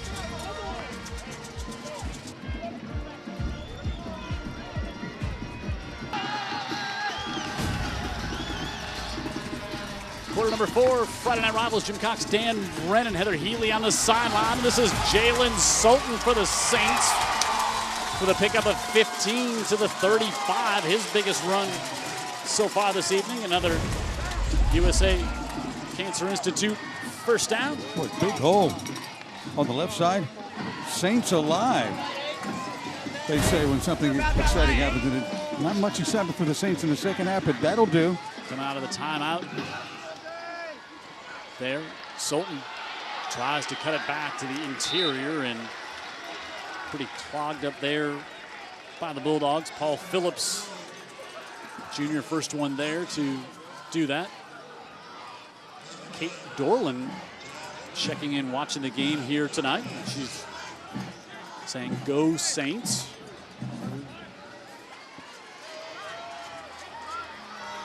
And no gain. 2nd and 10. Holiday to his right. Has some time, looking, still looking, and we forced out of bounds. Now they're going to throw a flag at the end of that play. Holden Aaron was there in the McConnell Collision Center flag. Let's see if he rode him out of bounds. It looks like it's going to add the 15. He was there, and no, it was James Lee, the junior. He just didn't know where he was on the football field. Yeah, it wasn't like a malicious takedown. It was simply a tackle, but it was way late. And it's going to be 15 yards from the spot from the 33. Jim, I don't know if it was Beaverstock, but he had somebody early in the pattern. After the play, we have a personal foul. Played head out of bounds on the defense. Penalty's 15 yards from the end of the run. Results in a first down. John Wallace Holiday rolled right. It might have been Beaverstock he was eyeing, and we had to get it there quickly because the safety came over, and then it was best to keep it.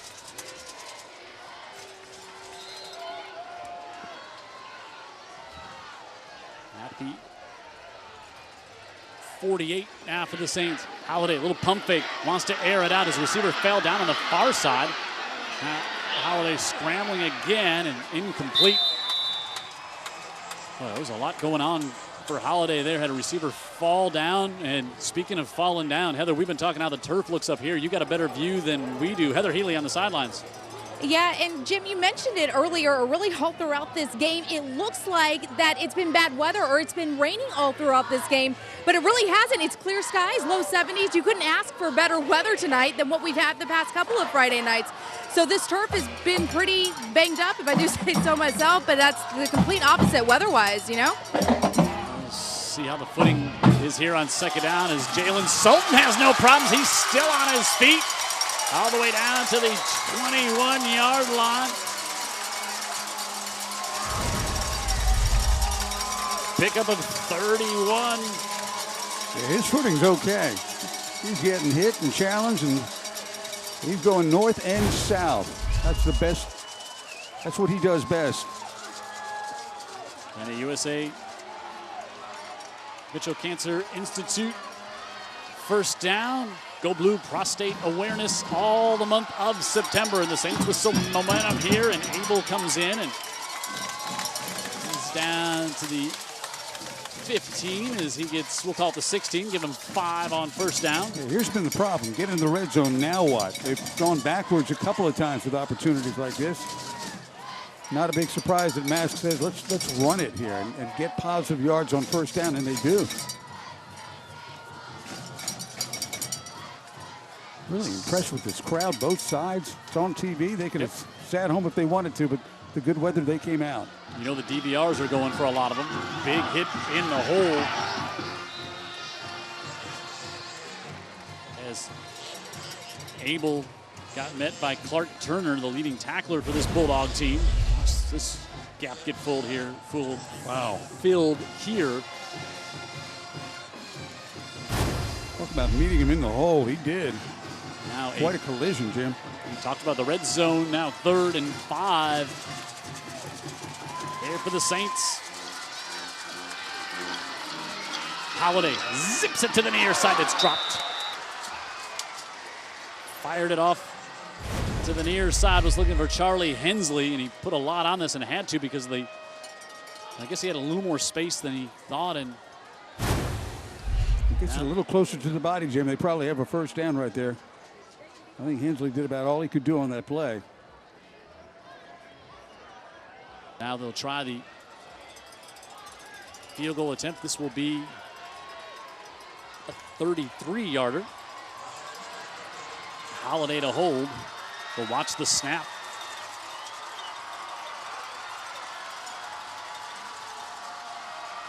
Good snap. Holiday started that one off to the right and drew it back in. And the Saints answer back and regain the lead after 10 straight scored by UMS. Now St. Paul's on top 13-10. 9 minutes to go in this one here in the Battle of Old Shell Road.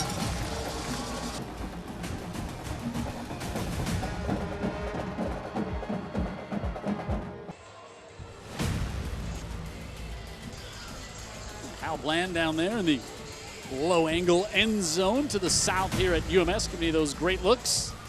St. Paul's student body happy with that drive. 33-yard field goal from Grayson Miles, just under 3 minutes off the clock. And St. Paul's answered back, going 64 yards and really got it going on the ground on that one. Yeah, and Jim, with 9 minutes to go, you know, it's been a game of mistakes. Any mistake from this point forward is going to be magnified, don't you think? 100%. Kick, and Blaylock will not be able to bring this one out. A couple other scores to pass along.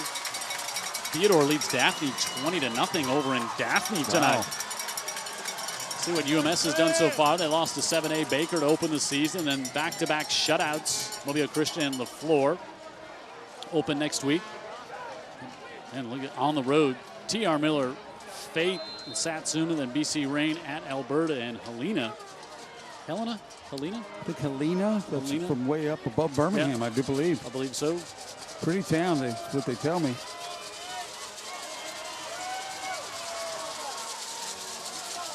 UMS now down 3. Blaylock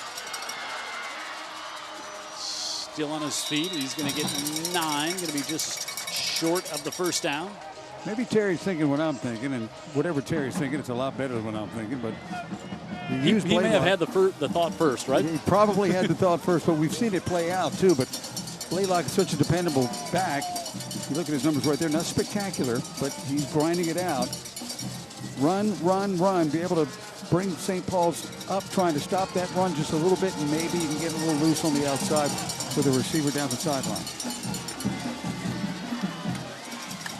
Blaylock will grind it out this time for a USA Mitchell Cancer Institute first down, and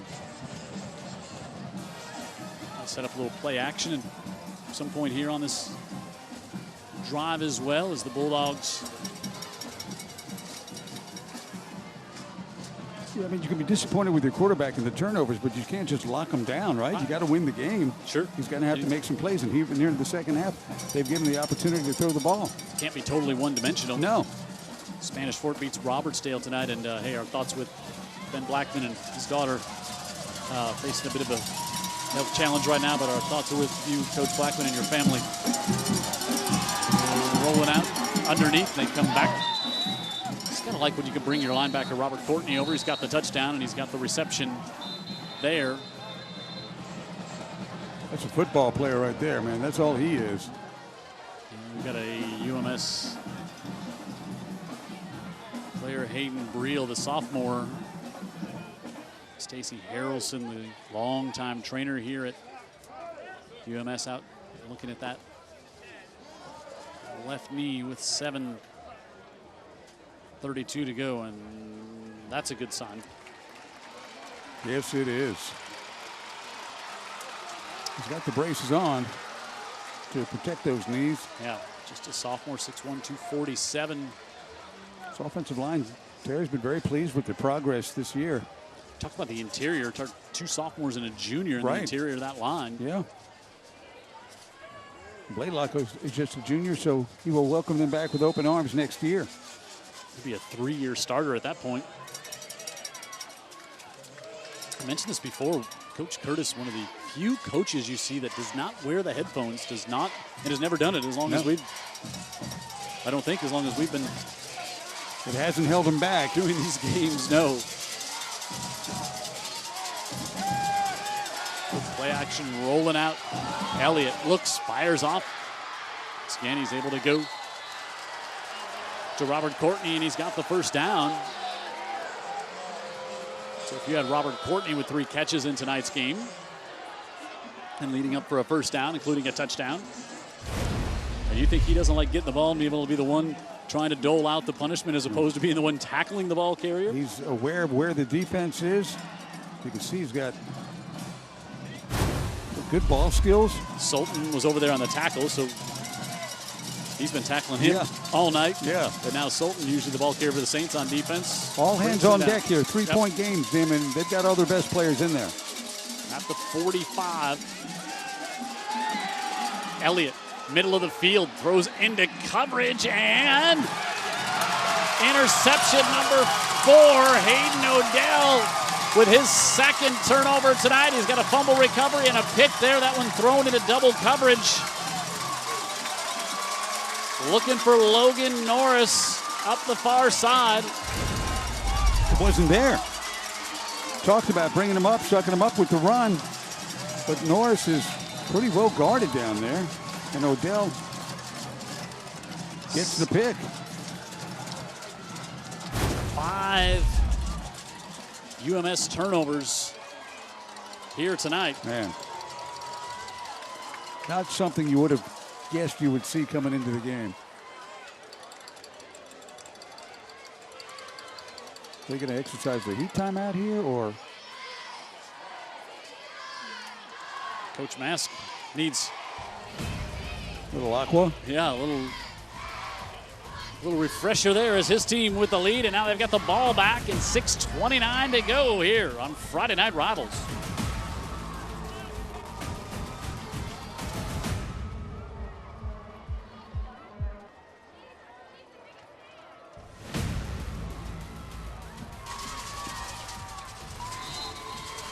Here we go for the St. Paul Saints. After yet another interception of Barton Elliott, the Saints. Taiwan able. No gain on first down.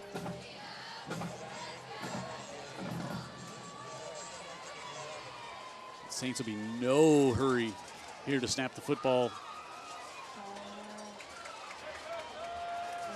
On this drive, Holiday.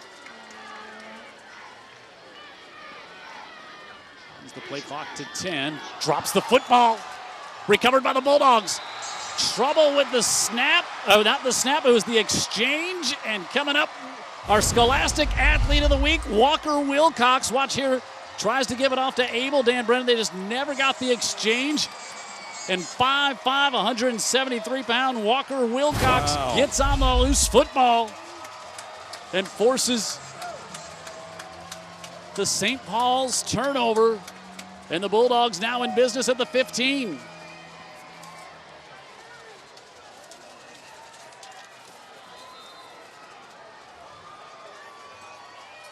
Well, there's what UMS-Wright was looking for, and they got it, and it was unforced. Yeah, just a bad exchange.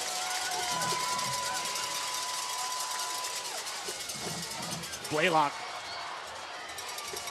It's a couple. Not a surprising play call, huh? I think Coach Curtis would just love to see it be in Blaylock's hands the rest of this drive. If UMS is able to pull this one out, because for the most part they did not play winning football tonight. They got a shot. Turnover margin now. Is it 5-2? 2 St. Paul's turnovers, or? Might be, yeah. Handoff, Blaylock up the middle, big hit from behind, and he's down to the 2. Blocking. Watch the blocking. Look at that. Look at that line. Look at that collision at the end, but Blaylock almost to the goal line. He's going to get 100 yards tonight, probably. More importantly, UMS-Wright have to take the lead. First and goal. UMS has not led in this game. Unforced turnover on 2nd and 10. Robert Courtney in there in the backfield as a blocker. Clark Turner as well. Blaylock hits, stays on his feet, lunges, and he's in for the Bulldog touchdown. Looked like he was going to lose 3 on the play. Uncanny. Great balance, great will to get there. Blaylock's a winner. He went backwards, but he did not go down. No, great balance. Strong kid. Competitive. And UMS with their first lead here tonight after the Walker-Wilcox fumble recovery. And now Carpenter for the all-important PAT here to make this a 4-point game. Coming right at Old Shell Road. And it's good, and UMS now has the lead over St. Paul, 17-13. Blaylock with a second and third effort to get into the end zone, and the Bulldogs are now on top.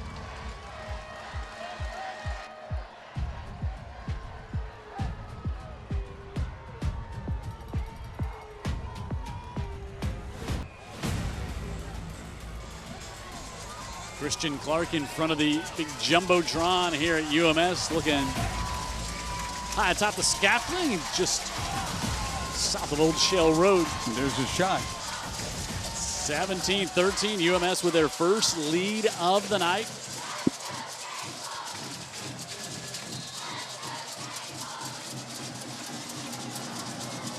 And Grant Carpenter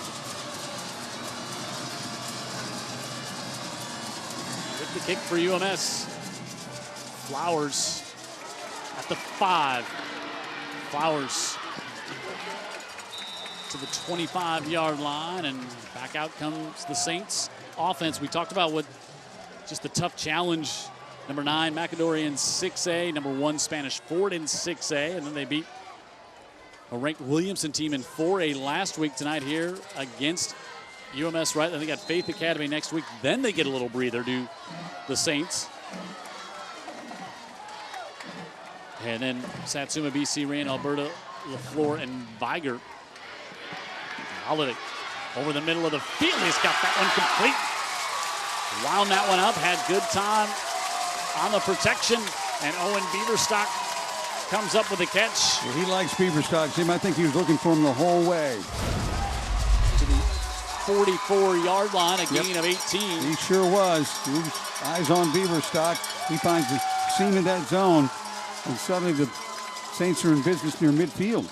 Got a injured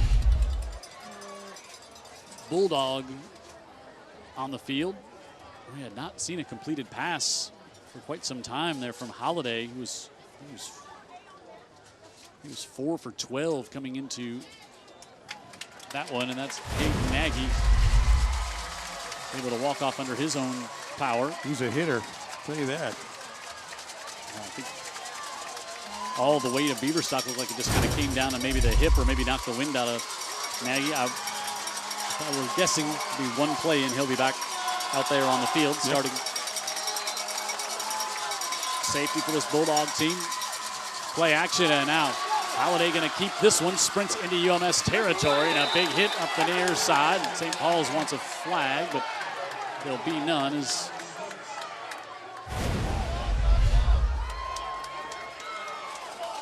he picks up a first down. Let's watch here right at the end. Yeah, that's all fine. You're almost obligated to ask for the flag on the sideline. For sure. Another first down. Gain of 11.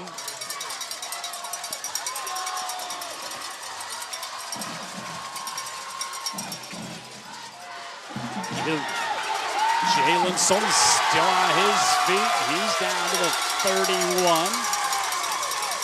Gain of 15. Plenty of time. We saw this on the last drive, 2 drives ago. Then it was stalled, and they had to get a set up for the field goal, and of course had the turnover. Another USA Health Mitchell Cancer Center Institute first down for the Saints. You pointed out with the extra point, field goal's not going to get it now. They've got to get it in the end zone. Bow into the bottom of the screen. Jalen Sultan tried on the right side. And I think one thing to point out in this game, like there are not a lot of players who are going to go play Division I or play at the next level in this game, but just playing for the love of high school football, playing how much these Friday nights mean to him. Jalen Sultan, 91 yards on his Friday night here as a senior, and his last regular season matchup against UMS, and now they fake to Abel. Holiday pressure coming. He's going to be sacked back at the 35. Clark Turner. That's another baller right there, Clark Turner. They moved him from linebacker to safety this year. Is that what they did, Jim? Moved him back to the back end, but they can still run him up there and let him raise some cane on the other side of the line of scrimmage when they need to, and here he comes. Loss of 4 back to the 34. The quarterback really focused on what he was looking at downfield. 3rd and on. Call it 3rd and 15. The market at the 35. Holiday with time. Middle of the field. Intercepted. Picked off by Turner. Turner up the far side. He's got a blocker in front of him. Turner looking for the pick 6. Inside the 30. 20 and brought down there. And the Bulldogs inside the red zone after the 3rd turnover of the night by the Saints.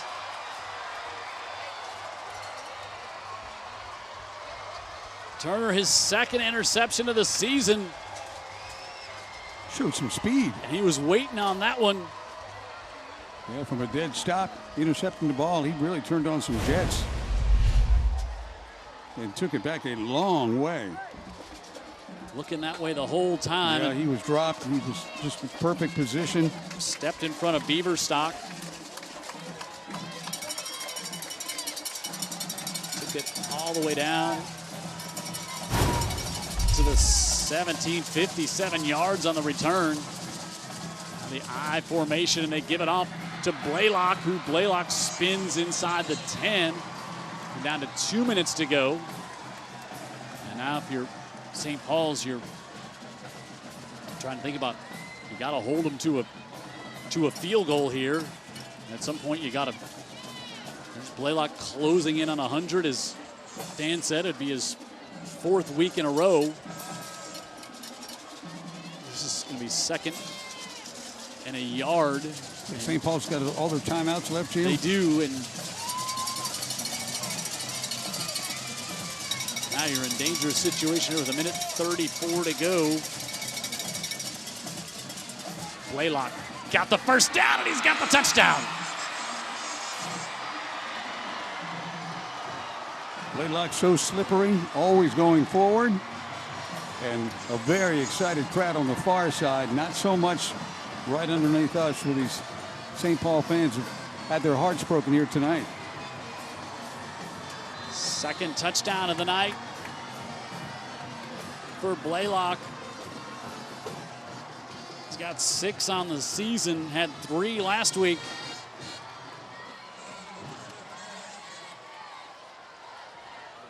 And now to make it an 11-point lead. Carpenter does. And UMS, it was 10-0 at the half. And UMS has outscored their rivals 24-3 here in the 2nd half. And you talked about his balance, Dan. That's something you overlook a lot of times, just seeing the great balance that running backs have. He's got it, right? Especially on a turf that's a little chewed up at this point of the evening. So what time of the game was it? Was it still 13-10 St. Paul's? Because UMS-Wright has scored 2 touchdowns in just a couple of minutes. It was 13-10 here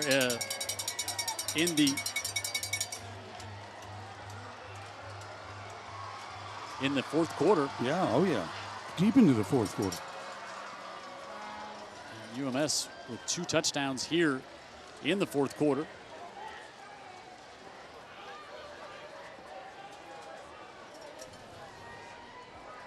And now 1:24 left, and as we said, St. Paul's with all their timeouts.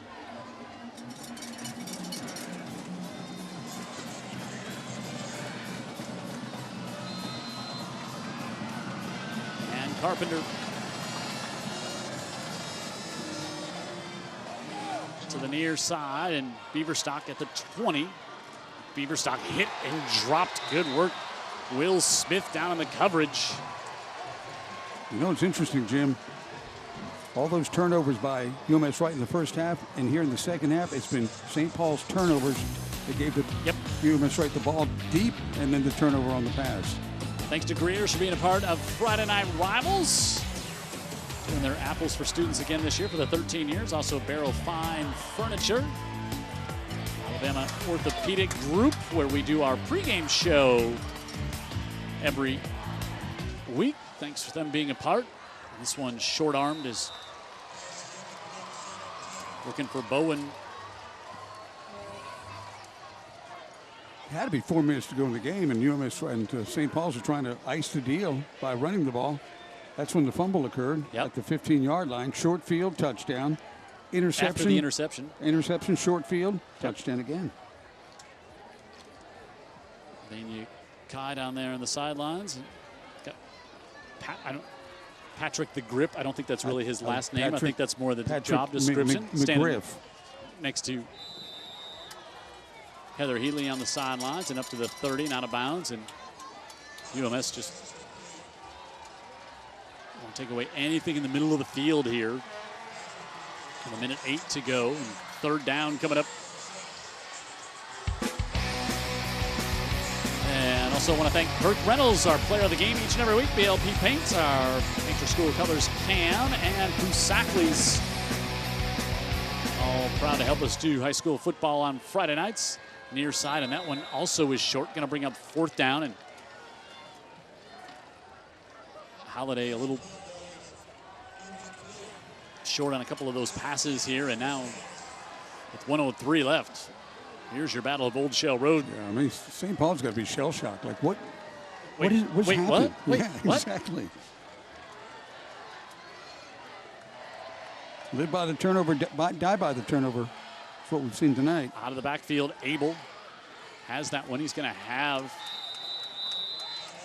the first down to the 35-yard line. Another USA Mitchell Cancel Center Institute first down, but 53 seconds left. At some point, you gotta get a big chunk here. Holiday pulls it down, looking, middle of the field, fires. He's got that one up to the 49-yard line. So gain of 13, it'll stop the clock.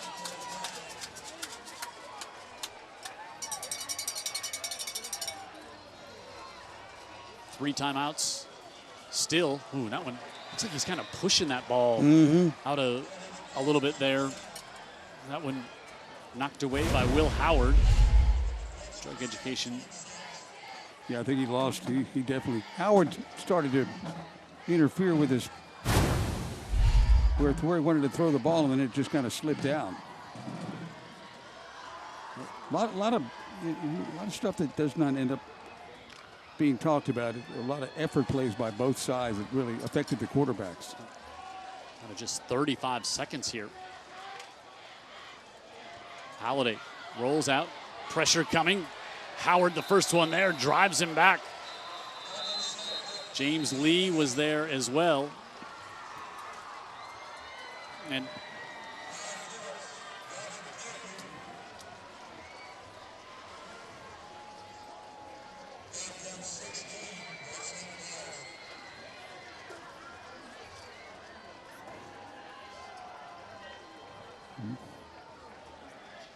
yep.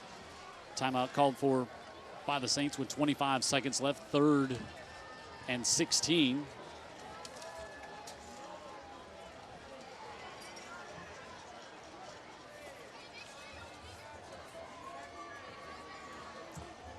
We'll just decide on 1.8 miles divides these two campuses.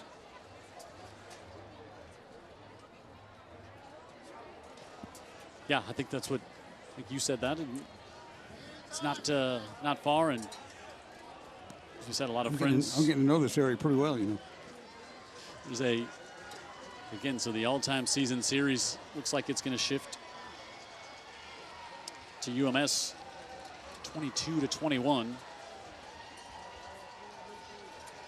With just 25 seconds left in this one. Both these teams played really good defense. Halliday wants to pull it down, roll into the near side. He's going to be short, and they're going to wind the clock and say he didn't get out of bounds and bring up 4th down. And I'm not sure Steve Mask is even going to take the timeout. I think he's just going to let it. He's just going to let it roll, and that'll be it. Steve Mask and Terry Curtis will have a very warm embrace. They are, as Heather talked about in her opening hit, they are wonderful friends, and you see some players coming over with lots of not just a athlete-to-athlete hug, but really you can tell they know each other and they've known each other a long time. Great hugs, and here it is. Again, those two. I think you saw the look on Terry Kurt, like a big exhale. Yes. I think that was exactly what. Wasn't exactly looking forward to that meeting in midfield. Exactly. He was just happy that this one was over. What a win for UMS. They moved to 2-0 on the region and get the victory here tonight. And the victorious head coach is with Heather Healy. All right, Coach, bragging rights are yours this year. You told me during halftime, that you needed to make plays, and you made some plays. Well, we did. We got where we could run the ball a little bit. We got a couple breaks. They had the fumble down there that really helped us, and we came out and got a touchdown there at the start of the second half, and that was big to get back in the game. And you know, our guys they're not going to quit, and it didn't look good. A lot of the first half with a lot of our problems, and with turnovers and so forth. In the second half, we made a few plays.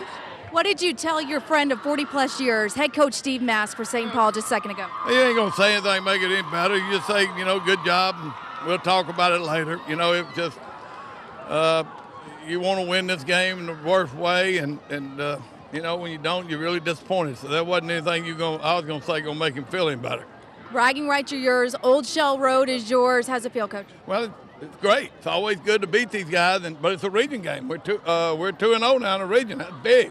Coming in, we get an off week next week, and then we'll get back after it again. So it gave us some confidence in the second half. We've been looking for something to get some confidence, and to do what we did in the second half was big.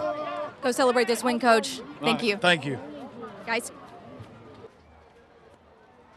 Thanks, Heather. And I think Coach Curtis, when he said get some confidence, they got it. They now they're 3-1. They're coming off back-to-back shutouts, but they get the victory here tonight over their rivals, and it means a lot. And then Coach Curtis made the point. Oh yeah, was a region win. Now we're 2-0 in the region. We just talked about it, earlier in the second half. That suddenly now you're 2-0 in the region. You're setting yourself up to have a chance to finish maybe no worse than first or second in this region. Yeah, and I would say right now you got Faith, you got St. Paul's, and UMS-Wright just took a big bite out of having a playoff spot in the region for sure. We'll see the way it all sorts out because they'll have to play Faith Academy, as will St. Paul's somewhere down the road, and we're getting closer to those games. Yeah, it was a come-from-behind win for UMS. It was 10-0 at the half. St. Paul's had the lead, but I think if you're Coach Mask, you're still looking back. Just 4 turnovers you forced in the first half and only come out of there with 10 points. Yeah, they had the opportunities, but they didn't cash them in. 10 points wasn't as